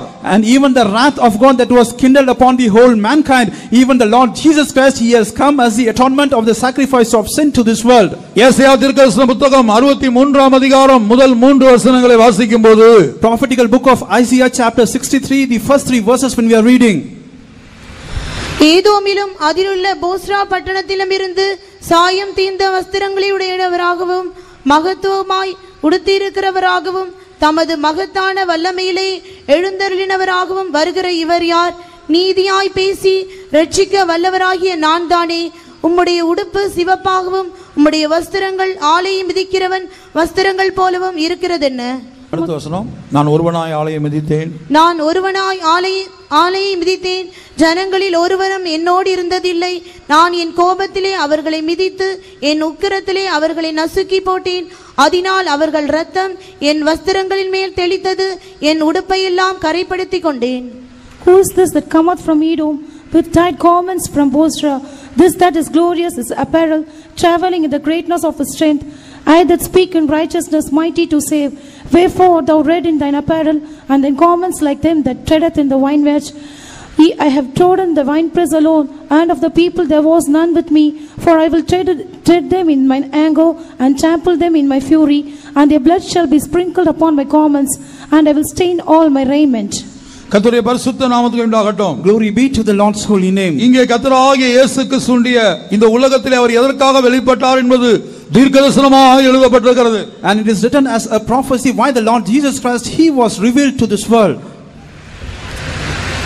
ஏதோமிலும் அதிலுள்ள போஸ்ரா பட்டணத்திலிருந்து சாயம் தீர்ந்த வஸ்திரங்கள் உடையவராகவும், and even the one that cometh from Edom with dyed garments from Bosra, மகத்துவமாய் உடுத்திருக்கிறவராகவும், that is glorious in his apparel, தமது மகத்தான வல்லமையிலே எழுந்தருளினவராகவும், traveling in the greatness of his strength. வருகிற இவர் யார்? And who is he that cometh? இவர் யார்? Who is he? இவர் கர்த்தராகிய இயேசு. He is the Lord Jesus. அவர் நீதியாய் பேசி ரட்சிக்க வல்லவராகிய கர்த்தராகிய இயேசு. And he is the one speaking in righteousness, mighty to save. மனிதன் விழுந்து போனபோது, when man he fell, மொத்த மனுக்குலத்தின் மேலும் upon the whole mankind, தேவனுடைய நீதி நிமித்தமாக தேவனுடைய கோபம் பற்றி எரிந்தது. for the sake of the righteousness of God, the wrath of God, it was kindling upon. மறுபக்கத்திலே தேவனுடைய அன்பு அந்த தேவனுடைய கோபத்தை தன்மேல் ஏற்றுக்கொண்டது. On the other side, the love of God and even the wrath of God, it has taken that upon him. மனுக்குலத்தின் மேல் பற்றி எரிந்த அந்த தேவனுடைய நீதியாகிய கோபத்தை தேவனுடைய அன்பு இயேசுவின் மூலமாக தன்மேல் அந்த கோபத்தை ஏற்றுக்கொண்டது. And even by the righteousness of God, the wrath of God which was burning upon the whole mankind, the love of God and even the love of Jesus, it has bore that upon him. இந்த மூன்றாம் வசனத்திலே மது உள்ள ஆலை அவர் மிதித்ததாக எழுதப்பட்டிருக்கிறது. ரெண்டு அர்த்தங்கள். In verse 3 we are reading, I have trod the winepress alone. There are two meanings for it. இந்த மது உள்ள ஆலை என்பது தேவனுடைய உக்கிர கோபத்தை வெளிப்படுத்துகிறது. The meaning of the winepress, it implies the terrible wrath of God. வெளிப்படுத்தின விசேஷம் 19ஆம் அதிகாரத்திலே இந்த மது உள்ள ஆலைக்கு தேவனுடைய உக்கிர கோபம் என்று ஆவியானவர் அர்த்தம் கொடுப்பதை நான் பார்க்கிறோம். Book of Revelation chapter 19, we are reading that about this winepress, the Holy Spirit is giving the meaning that it is the terrible wrath of God. 15ஆம் வசனம், வெளிப்படுத்தல் 19:15. Revelation chapter 19 verse 15. புறஜாதிகளை வெட்டும்படிக்கு அவருடைய வாயிலிருந்து கூர்மையான பட்டயம் புறப்படுகிறது. இருப்பு கோலால் அவர்களை அரசாளுவார். அவர் சர்வ வல்லமையுள்ள தேவனுடைய உக்கிர கோபமாகிய மதுவுள்ள ஆலையை மிதிக்கிறார். And out of his mouth goeth a sharp sword, that with it he should smite the nations, and he shall rule them with the rod of iron, and he treadeth the winepress of the fierceness and wrath of Almighty God. சர்வ வல்லமையுள்ள தேவனுடைய உக்கிர கோபமாகிய மது உள்ள ஆலை. The fierceness and the wrath of the Almighty God, the winepress. கர்த்தராகிய இயேசு கிறிஸ்து ரெண்டு விதங்களிலே தேவனுடைய கோபத்தை அவர் வெளிப்படுத்துகிறார். The Lord Jesus Christ, he is revealing the wrath of God in two ways. ஒன்று, அவர் நான் ஒருவனாய் ஆலையை மிதித்தேன் என்பது முதலாவது முறை கல்வாரி சிலுவையிலே மொத்த மனுக்குலத்தின் பாவத்தையும் தன்மேல் ஏற்றுக்கொண்டு அந்த தேவனுடைய கோபத்தை அவர் சுமக்கிறார். One, he has trod the winepress alone, and first time in the cross of Calvary he was carrying the sins of the whole mankind upon the cross of Calvary. இதைத்தான் 1 யோவான் 4ஆம் அதிகாரத்திலே வாசிக்கும்போது, and that is what when we are reading in the book of 1 John chapter 4, தேவனுடைய அன்பு, அந்த அகப்பே அல்லது அகப்பியோ என்கிற அன்பு எப்படி வெளிப்பட்டது? The love of God, the agape or the agapeo, how it was revealed. தேவனுடைய அன்பு, இந்த அகப்பே என்கிற அன்புக்கு முதல் அனுபவம் அது ஒரு தியாக அன்பு, பலியாய் ஒப்புக்கொடுக்கிற அன்பு. The love of God, the agape love, and it is a sacrificial love. It is a love that it will yield itself as a sacrifice. கர்த்தருடைய பரிசுத்த நாமத்துக்கு உண்டாகட்டும். Glory be to the Lord's holy name. 1 யோவான் 4ஆம் அதிகாரத்திலே நாம் வாசிக்கும்போது, in the book of 1 John chapter 4 when you are reading, தேவன் நம்மேல் வைத்த 9-10 வசனங்கள், verse 9 and 10. தம்முடைய ஒரே பேரான குமாரனாலே நாம் பிழைக்கும்படிக்கு தேவன் அவரை இவ்வுலகத்திலே அனுப்பினதினாலே தேவன் நம்மேல் வைத்த அன்பு வெளிப்பட்டது. நாம் தேவனிடத்தில் அன்பு கூர்ந்ததினால் அல்ல, அவர் நம்மிடத்தில் அன்பு கூர்ந்து நம்முடைய பாவங்களை நிவர்த்தி செய்கிற கிருபாதார பலியாக தம்முடைய குமாரனை அனுப்பினதினாலே அன்பு உண்டாயிருக்கிறது. In this was manifested the love of God toward us, because that God sent his only begotten Son into the world, that we might live through him. Herein is love, not that we have loved God, but that he loved us and sent his Son to be propitiation for our sins. யோவான் 3ஆம் அதிகாரம் 16ஆம் வசனம். John chapter 3 verse 16. தேவன் தம்முடைய ஒரே பேரான குமாரனை விசுவாசிக்கிறவன் எவனோ அவன் கெட்டு போகாமல் நித்திய ஜீவனை அடையும்படிக்கு அவரை தந்தருளி இவ்வளவாய் உலகத்தில் அன்பு கூர்ந்தார். For God so loved the world that he gave his only begotten Son, that whosoever believeth in him should not perish but have everlasting life. மொத்த உலகத்திலும் காணப்படுகிற மனுக்குலத்தின் மேல் பற்றி எழுந்து கொண்டிருந்த தேவனுடைய உக்கிர கோபத்தை சாந்தப்படுத்தும்படியாக கர்த்தராகிய இயேசு கிறிஸ்து அந்த கோபத்தை தன்மேல் ஏற்றுக்கொண்டு சிலுவையிலே தொங்கும்படியாக கிருபாதார பலியாக இந்த உலகத்துக்கு வந்தார். Upon the whole world, upon the whole mankind, even the fierceness of the wrath of God, it was burning upon this world. Even the Lord Jesus Christ, so that wrath it should be over. He has come to this world. He was crucified on the cross of Calvary as a propitiation for our sins. ஏதோ கிறிஸ்தவர்களுக்காக மாத்திரமல்ல, it's not alone for the Christians, ஒரு குறிக்கப்பட்ட மதத்துக்காக மாத்திரமல்ல, not only for a particular region, ஒரு குறிக்கப்பட்ட தேசத்துக்காக மாத்திரமல்ல, not only for a particular country. கர்த்தராகிய இயேசு கிறிஸ்து முழு உலகத்தின் பாவத்தையும் நிவர்த்தி செய்கிற கிருபாதார பலியாய் இந்த உலகத்துக்கு வந்தார். The Lord Jesus Christ, for the propitiation of the sins for the whole mankind, he has come to this world. 1 யோவான் 2ஆம் அதிகாரம் 2ஆம் வசனத்திலே அவர் சர்வ லோகத்தின் பாவங்களையும் நிவர்த்தி செய்கிற கிருபாதார பலி. 1 John chapter 2 verse 2 we are reading, and he was the propitiation for the sins of this whole world. நம்முடைய பாவங்களை நிவர்த்தி செய்கிற கிருபாதார பலி அவரே. நம்முடைய பாவங்களை மாத்திரமல்ல, சர்வ லோகத்தின் பாவங்களையும் நிவர்த்தி செய்கிற பலியாயிருக்கிறார். For he is the propitiation for our sins, not for us only, but also for the sins of the whole world. பல்வேறு அன்புக்கு உன் ஜீவியத்திலே இடம் கொடுத்து, உன் வாழ்க்கையிலே இடம் கொடுத்து, அந்த அன்பு உன்னை ஏமாற்றி கைவிட்டு நீ இப்போது நின்று கொண்டிருக்கிறாய். And you have given room for many sort of love, and that love it has deceived you, it has cheated you, it has forsaken, and now you are standing. நாம் பல சந்தர்ப்பத்திலே தேவனுக்கு சத்துருக்களாய் காணப்பட்டோம். And we in many instances we were counted as enemies to God. நாம் பாவிகளாய் இருந்தோம். We were sinners.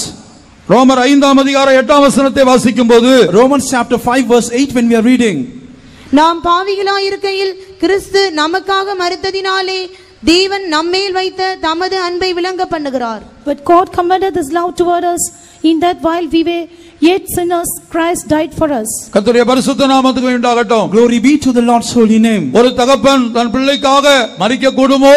And can a father, he will be dead for his child? ஒரு கணவன் தன் மனைவிக்காக மரிக்க கூடுமோ? Can a husband, he will be dead for his wife? ஒரு சிநேகிதன் இன்னொரு சிநேகிதனுக்காக மரிக்க கூடுமோ? Can a friend, he will be dead for his another friend? கர்த்தருடைய பரிசுத்த நாமத்துக்கு உண்டாகட்டும். Glory be to the Lord's holy name. Absalom மரணத்திலே தகப்பன் இப்படி புலம்புகிறான்.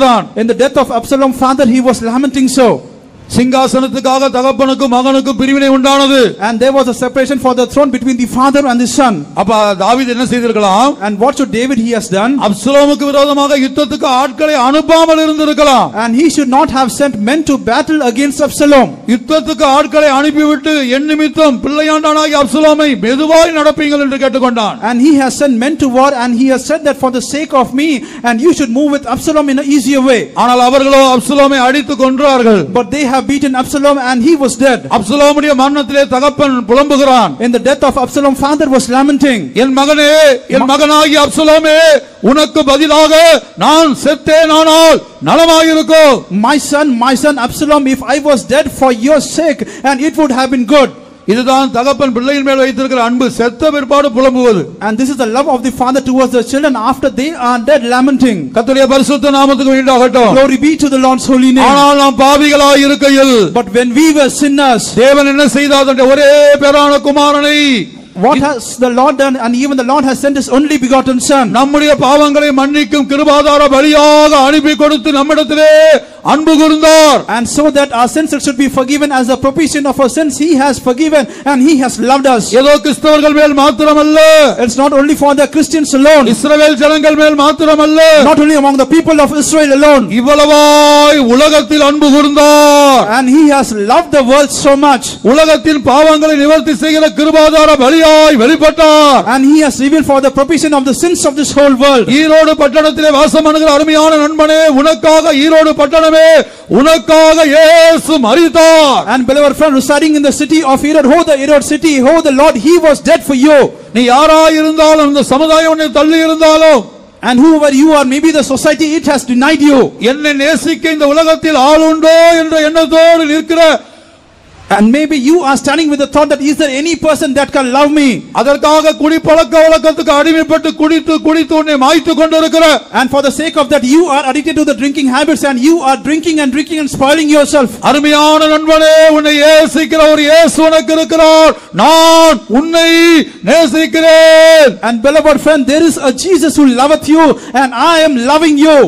துவக்கமில்லாத, முடிவில்லாத, கைவிடாத, ஏமாற்றாத ஒரு அன்பை வெளிப்படுத்தக்கூடிய தேவனை நாங்கள் ஈரோடு பட்டணத்துக்கு அறிமுகப்படுத்துகிறோம். And to the city of Erod we are revealing the love of God, the love that is not having any beginning or end, and even the love that it will not do any evil, it will not cheat or deceive. ஈரோடிலே காணப்படுகிற ஒவ்வொரு சகோதரனையும் நண்பனையும் அகப்பே அல்லது அகப்பியோ என்று சொல்லக்கூடிய தேவ அன்பு, அநாதி ஸ்நேகம் அழைக்கிறது.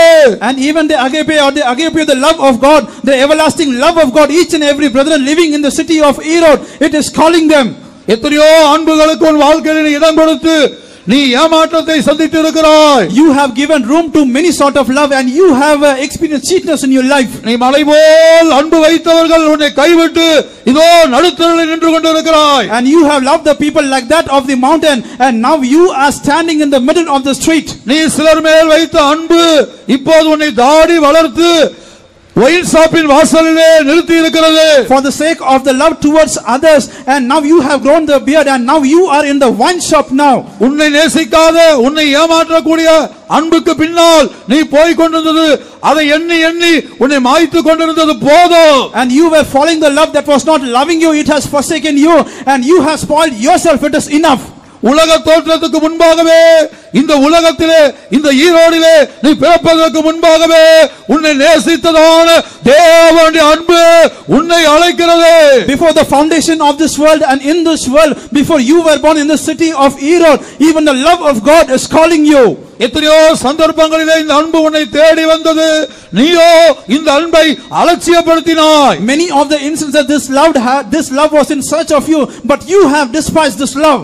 ஆனால் ஒரே ஒரு முறை இந்த அன்புக்கு உன் இருதயத்திலே இடம் கொடுத்து பார். But only one time just give room for this love. இப்படியாக கர்த்தராகிய இயேசு கிறிஸ்து மனுக்குலத்தின் மேல் பற்றி எரிந்த தேவனுடைய கோபத்தை தன்மேல் ஏற்றுக்கொண்டு அவர் சிலுவையிலே தொங்கினார். இதுதான் தேவனுடைய அன்பின் பக்கம். In such a way the Lord Jesus Christ, this is the part of the love of God, that he was hanging on the cross of the Calvary and he was just quenching the wrath of God that was upon this whole mankind. கிருபாதார பலியிலே ரெண்டு அனுபவங்கள் காணப்படுகிறது. And there are two experiences in the propitiation of the sins. ஒன்று மனிதன் மேல் பற்றி எரிந்து கொண்டிருந்த தேவனுடைய கோபத்தை இந்த பலியின் மூலமாக அவர் சாந்தப்படுத்தினார். And one is the wrath of God upon men. By means of this sacrifice he has calmed that wrath.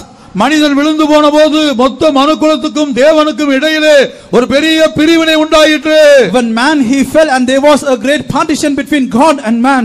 தேவனுடைய பார்வையிலே மனிதன் எதிரியாக சத்துருவாக காணப்படக்கூடிய ஒரு நிலவரம். In the sight of God, man he was seen as a foe, as an enemy and an experiencer. ஆனால் கர்த்தராகிய இயேசு கிறிஸ்து கிருபாதார பலியாய் சிலுவையிலே தொங்கின நிமித்தமாக அந்த பிரிவினை அகற்றப்பட்டு தேவனோடு மனிதனை தம்முடைய மரணத்தின் மூலமாக ஒப்புரவாக்கினார். But even the Lord Jesus Christ, by his death on the hanging on the cross, and he has reconciled God and man, and he has removed that partition.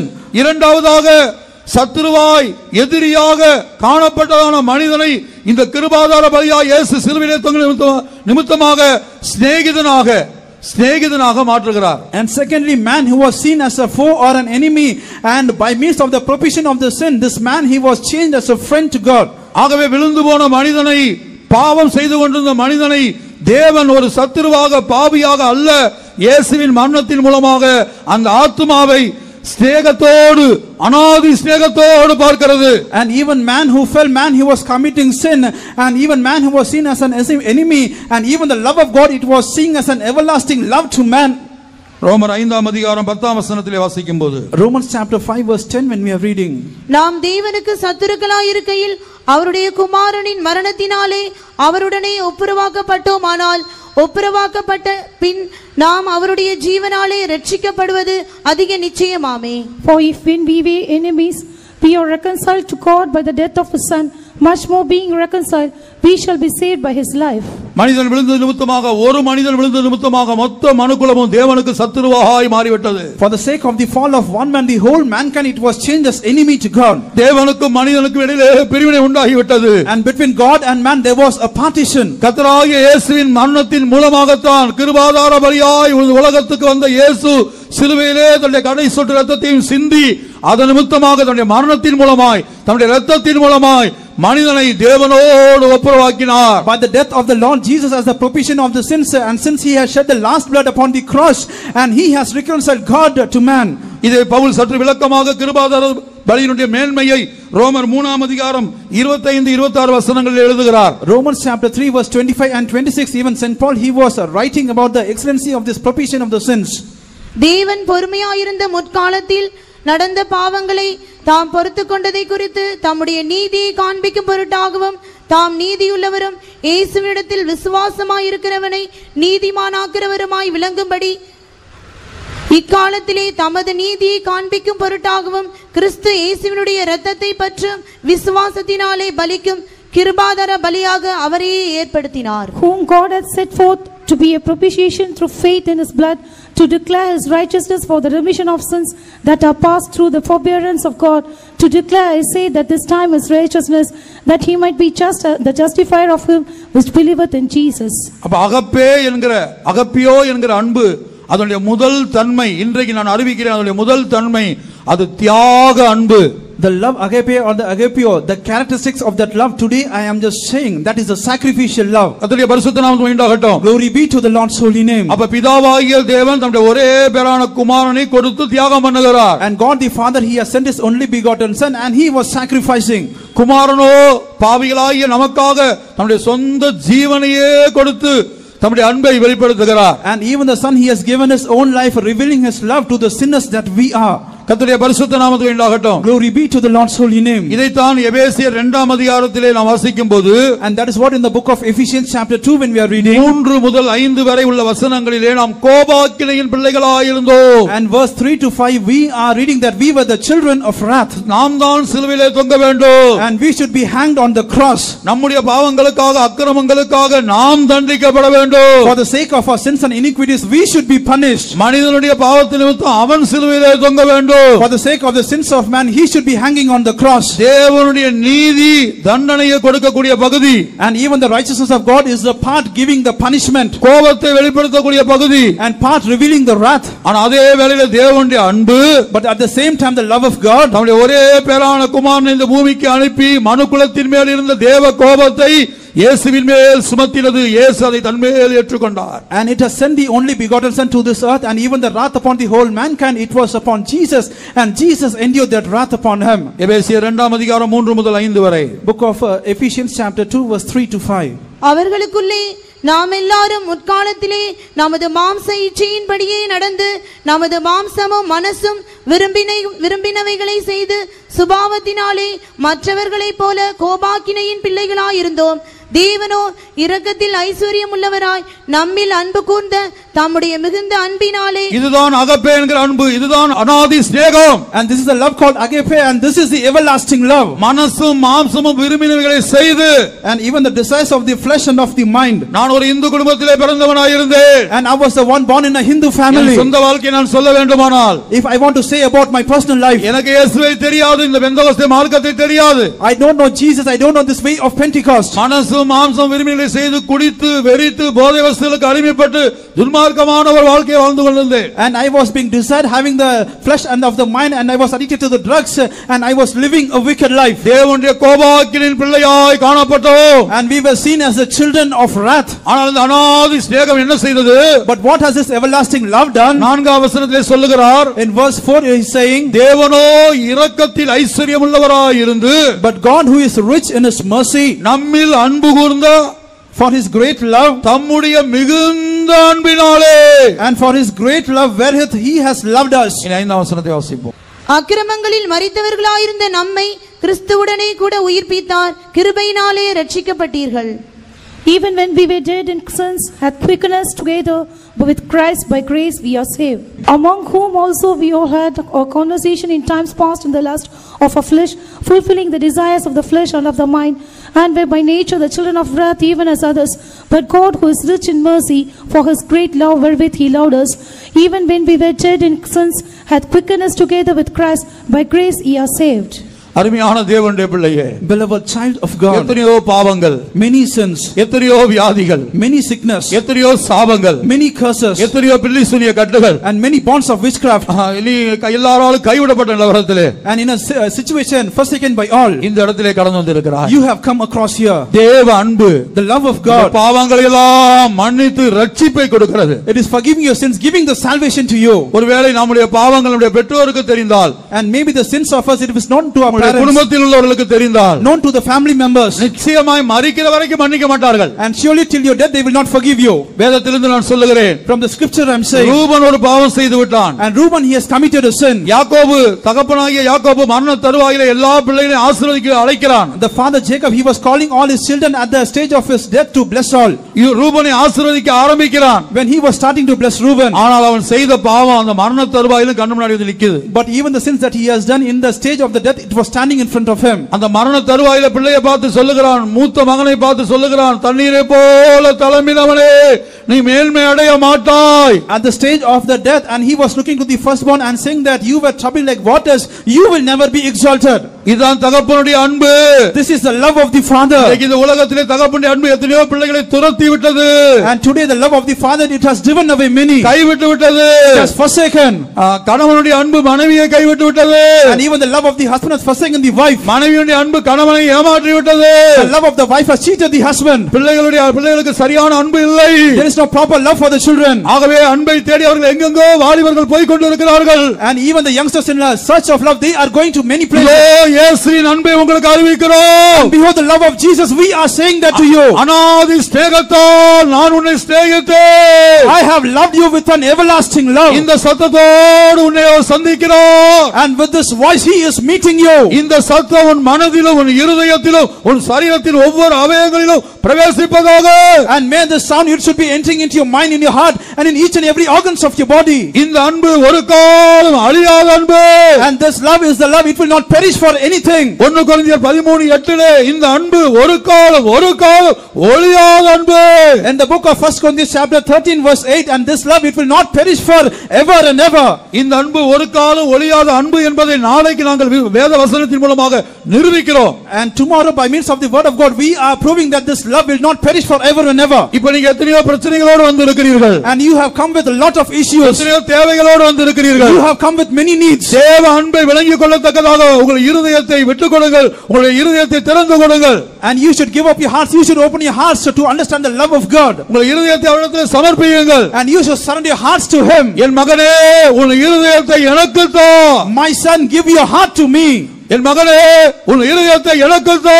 My daughter, give your heart to me. இதோ வாசற்படியில் நின்று தட்டிக் கொண்டிருக்கிறேன். And behold, I am standing in the doorstep, I am knocking. Erode பட்டணமே, oh the city of Erode, அதிலே வாசம் பண்ணுகிற மேன்மையான மக்களே, and even the excellent people inhabiting there, உங்கள் இருதய கதவை, and even the doors of your heart, துவக்கமும் முடிவும் இல்லாத தேவனுடைய அநாதி ஸ்நேகம் தட்டிக் கொண்டிருக்கிறது. and even the everlasting love of God, neither the beginning neither the end of it, it is knocking. உனக்கு பாவ மன்னிப்பு தேவை. And you are in need of the forgiveness of sins. இந்த உலகம் உன்னை மன்னிக்காது. And this world will not forgive you. இந்த உலகம் உன் அழிவை எதிர்பார்த்து கொண்டிருக்கிறது. This world is expecting your failure. ஆனால் தேவனோ உன்னை மன்னிக்க ஆயத்தமுள்ளவராய் இருக்கிறார். But the Lord is prepared to forgive you. உன்னுடைய என்னுடைய பாவங்களை மன்னிப்பதற்காகவே இயேசு கிருபாதார பலியாய் சிலுவையிலே தொங்கினார். And so that your sins and my sins, it should be forgiven. Jesus, for the propitiation of the sins, he was hanging on the cross. இதோ சொட்டு சொட்டாய் அப்படி வெளியேறப்பட்ட ரத்தம் இங்கே விழுந்து கொண்டிருக்கிறது. And behold the blood drop by drop, and it is falling here. அந்த இரத்தத்தை நீ விசுவாசிப்பாயானால், when you are trusting that blood, இயேசு மரித்ததை நீ விசுவாசிப்பாயானால், when you are trusting that Jesus, he was dead, உன் வாயை திறந்து இயேசுவே என்று நீ கூப்பிடுவாயானால், when you are opening your mouth and calling that, oh Jesus, இப்போதே விடுதலை. and now is the deliverance. மாத்திரமல்ல, தேவனுக்கும் நமக்கும் உண்டான பிரிவினையை அவருடைய இரத்தத்தின் மூலமாய் இப்போதே தேவனோடு ஒப்புரவாக்குகிறார். Not only that, the partition between us and God by means of his blood, we are reconciled now. கர்த்தருடைய பரிசுத்த நாமத்துக்கு உண்டாகட்டும். Glory be to the Lord's holy name. ஆகவே தான் அப்போஸ்தலன் கேட்கிறார், And thereby the apostle is asking, கர்த்தராகிய இயேசு கிறிஸ்துவையே நமக்காக கொடுத்தவர், and even he, the one who has given the Lord Jesus Christ for us, தேவன் வந்து தம்முடைய ஒரே பேரான குமாரனை நமக்காக கொடுத்தாரே, the Lord, he has given his only begotten son for us. அப்படியானால் நீ கேட்டுக்கொள்கிற வேற எந்த காரியங்களையும் அவர் கொடுக்காமல் இருப்பது எப்படி, அருளாது இருக்கிறது எப்படி? And if it is so, what of the thing that you are asking, and will he not give it, and will he not give it so? தம்முடைய ஒரே பேரான குமாரனை உனக்காக எனக்காக தியாகமாய் பலியாய் கொடுத்த அன்பு அநாதி ஸ்நேகம். And he has given his only begotten son for you and me, and that is the love, the everlasting love. இப்போது நீ சில பிரச்சனைகளோடு தேவசமத்திலே வந்திருக்கிறாய், வியாதியோடு வந்திருக்கிறாய், சில போராட்டங்களோடு வந்திருக்கிறாய், இதிலே நீ விடுதலைக்கு எதிர்பார்த்து வந்திருக்கிறாய். And now you have come up with issues, with struggles, with sicknesses in the presence of God, and you are in expectation of a deliverance. இப்ப தேவனுடைய வார்த்தை உன்னை பார்த்து, தேவனுடைய வார்த்தை தான் தேவன். And now the words of God is God. ஆதியிலே வார்த்தை இருந்தது, in the beginning was the word, அந்த வார்த்தை தேவனிடத்தில் இருந்தது, and the word was with God, அந்த வார்த்தை தேவனாய் இருந்தது, and the word was God. அந்த தேவன் என்ன கேட்கிறார்? And what is God asking? தேவனுடைய வார்த்தை என்ன கேட்கிறது? What is the word of God asking? தம்முடைய ஒரே பேரான குமாரனை பாவிகளாகிய அவருக்கு சத்துருக்களாய் காணப்பட்ட நமக்காக அவர் அனுப்பி கொடுத்திருந்தால், and even the only begotten son, the sinners that we are, if he has sent that only begotten son for us, இன்றைக்கு இந்த உலகத்திலே இருக்கிற உன்னுடைய தேவைகள், உன்னுடைய பிரச்சனைகள், உன்னுடைய வேண்டுதலுக்கு அவர் பதில் கொடுக்காமல் இருப்பாரோ? And all your needs, your issues and all your supplications, will he not give the reply for you in this world? இன்றைக்கு உனக்கு இருக்கிற பிரச்சனைகள், உனக்கு இருக்கிற போராட்டங்கள், உன் குடும்பத்திலே காணப்படுகிற சாபம், பில்லி சூனியம், மந்திரவாதம், and all the issues, the struggles, the bonds of witchcraft and even the bonds of sorcery in your family. எத்தனையோ வருடமாக நீ வியாதியஸ்தனாய் இருக்கிறாய். For many years you are a sick person. வியாதியிலிருந்து உனக்கு விடுதலை இதுவரை இல்லை. There is no deliverance in your sickness at all. தம்முடைய ஒரே பிராண குமாரனையே கொடுத்த அந்த அன்பு, தியாக அன்பு, and even that love, the sacrificial love, it has given us only begotten son. உன் வியாதியிலிருந்து உனக்கு விடுதலையை கொடுக்காதோ? And will it not give the deliverance from your sickness? உன் சாபத்திலிருந்து உன்னை விடுவிக்காதோ? And will it not deliver you from your curse? உன் குடும்பத்தோடு போராடுகிற பில்லி சூனிய வல்லமையிலிருந்து அந்த கட்டுக்களை அறுக்காதோ? And will it not tear all the powers of the witchcraft that is struggling against your family? எல்லாரும் நாம் ஒருமனப்பட்டு வாயை திறந்து இயேசுவே என்று அழைப்போம். Let all be one minded, let we call as one minded as Jesus. மத்தேயு 10ஆம் அதிகாரத்திலே இயேசு சொல்லுகிறார், in Matthew chapter 10 Jesus says, மனுஷர் முன்பாக இயேசு என்று யார் அறிக்கையிடுகிறார்களோ, and before man who is confessing Jesus, அவர்களை பரலோகத்தில் இருக்கிற பிதாவின் முன்பாக உங்கள் பெயரை இப்போது இயேசு பிதாவின் முன்பாக சொல்லுகிறார். and to them the Lord Jesus before the Father in heaven, now he is saying your name. ஆகவே நாம் எல்லாரும் ஒருமனப்படுவோம். முழங்காலில் இருக்க முடியும், முழங்காலில் இருங்கள். Let all be one minded, the people on the knees be on it. உங்களுக்கு எவ்வளவு பலன் இருக்கிறதோ, and the strength that you are having, விடுதலைக்காக வேற எங்கும் போக வேண்டாம். for the sake of the deliverance you should not go anywhere. விடுதலைக்காக வேற எங்கும் போக வேண்டாம். for deliverance you should not go anywhere. உபாகமம் 30ஆம் அதிகாரத்தில் எழுதப்பட்டிருக்கிறது, சமுத்திரத்துக்கு தாண்டி போக வேண்டாம். in the book of Deuteronomy chapter 30 it is written that you should never cross the seas. உன் வியாதியிலிருந்து விடுதலை பெற்றுக்கொள்ளும்படியாக அமெரிக்கா புரூக்ளின் போக வேண்டாம். and so that you should be delivered from your sickness you should not go to America or Brooklyn. Singapore போக வேண்டாம். you should not go to Singapore. சமுத்திரத்தை கடந்து போக வேண்டாம். you should never cross the sea. பாதாளத்துக்கு இறங்க வேண்டாம். and you should not get down into the hell. வானத்துக்கு ஏற வேண்டாம். you should not arise to the sky. இந்த விடுதலை உனக்கு வாயிலும் இருதயத்திலும் சமீபமாக இருக்கிறது. and this deliverance to the ones who are opening the mouth, it is near to you. இந்த ரட்சிப்பு உன் வாயிலும் உன் இருதயத்திலும் உனக்கு சமீபமாக இருக்கிறது. the salvation to your mouth, to your heart, it is near. நீ யாத்திரை பண்ணி போக வேண்டாம், பாவ மன்னிப்பை பெற்றுக்கொள்ளும்படியாய். and you should not travel in your journey so that you should have the remission of sins. நடந்து யாத்திரை போக வேண்டாம். and you should not go on a pilgrimage. தேசம் விட்டு தேசம் போக வேண்டாம். you should not live in the country and go after country. வானத்துக்கு ஏறி போக வேண்டாம். you should not arise to the sky. பாதாளத்துக்கு இறங்க வேண்டாம். you should not get down to the hell. சமுத்திரத்தை கடக்க வேண்டாம். you should never cross the ocean. இதோ நீ இருக்கிற இடத்திலிருந்து, behold, in the place wherever you are, கடைவாசலில் நிற்கிறாயா? and wherever you are standing in the doorstep, தெருவிலே நிற்கிறாயா? you are standing in the street, பந்தலுக்குள் இருக்கிறாயா? you are standing inside the pandal, இருக்கிற இடத்திலிருந்து, in the place wherever you are, இயேசு, Jesus, இந்த வார்த்தை இயேசு, and this word called Jesus, நாங்கள் பிரசங்கிக்கிற விசுவாசத்தின் வார்த்தை இயேசு, and even the words of faith that we are preaching Jesus, அந்த இயேசு என்ற வார்த்தை நீ வாயை திறந்து சொல்லும்போது, and even the word called Jesus when you opening mouth and saying, அதோட அர்த்தம் என்ன? what do you mean by it? நம் ஜனத்தின் பாவங்களை நீக்கி அவர்களை ரட்சிக்கிறவர், and he is the one who will save his people from the sins. இயேசு என்ற வார்த்தையிலே விடுதலை உண்டு. and in the word called Jesus there is deliverance. இயேசு என்ற வார்த்தையிலே சுகம் உண்டு. in the word called Jesus there is healing. இயேசு என்ற வார்த்தையிலே பாவ மன்னிப்பு உண்டு. in the word called Jesus there is remission of sins. நீ வந்த வண்ணமாய் போக போகிறாயா? and are you going emptier? இல்ல இந்த அன்பை விளங்கிக் கொண்டாயா? or else you will understand this love. ஆண்டவரே, உம்முடைய அன்பை நான் விளங்கிக் கொண்டேன். and oh Lord, I have understood your love. என்னுடைய இத்தனையோட வாழ்க்கையை நான் வீணாக்கி விட்டேன். and even my future life I have destroyed. ஏதோ ஏமாற்றக்கூடிய அன்புக்கு இடம் கொடுத்து விட்டேன். I have given room for the love that has deceived me. என்னை மாய்த்து கொள்ளக்கூடிய முடிவிலே நான் வந்தேன்.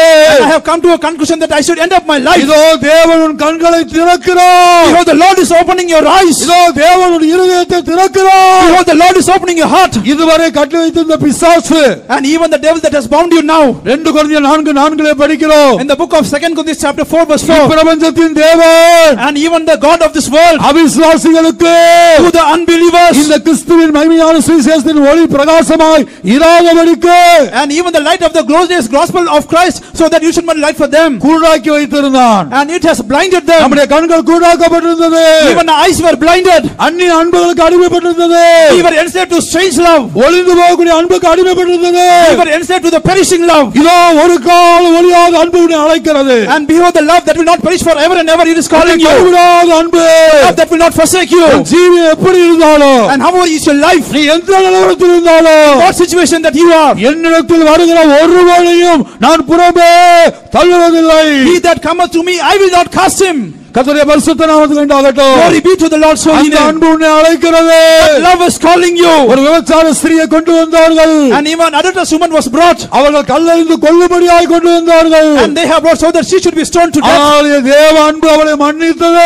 The love of God has forgiven her. தேவ அன்பு அவளை ஏற்றுக்கொண்டது. The love of God has consented her. நீ சமுதாயத்தால் தள்ளப்பட்டிருக்கலாம். And maybe you are despised by the society. சொந்த குடும்பத்தை புறக்கணித்திருக்கலாம். Your own family has rejected you. ஆணிகள் பாய்ந்த கரத்தோடு. And behold the hands that is nailed. சொட்டு சொட்டாய் ரத்தம் வடிந்து கொண்டிருக்கிறது. And even the blood is shedding forth drop by drop. அந்த ஈரோடு பட்டணத்தின் மேல் இயேசுவின் ரத்தம் விழுகிறது. Upon the city of Ero the blood of Jesus is falling. கண்கள் திறக்கப்படுகிறது. The eyes are opened. இருதயம் திறக்கப்படுகிறது.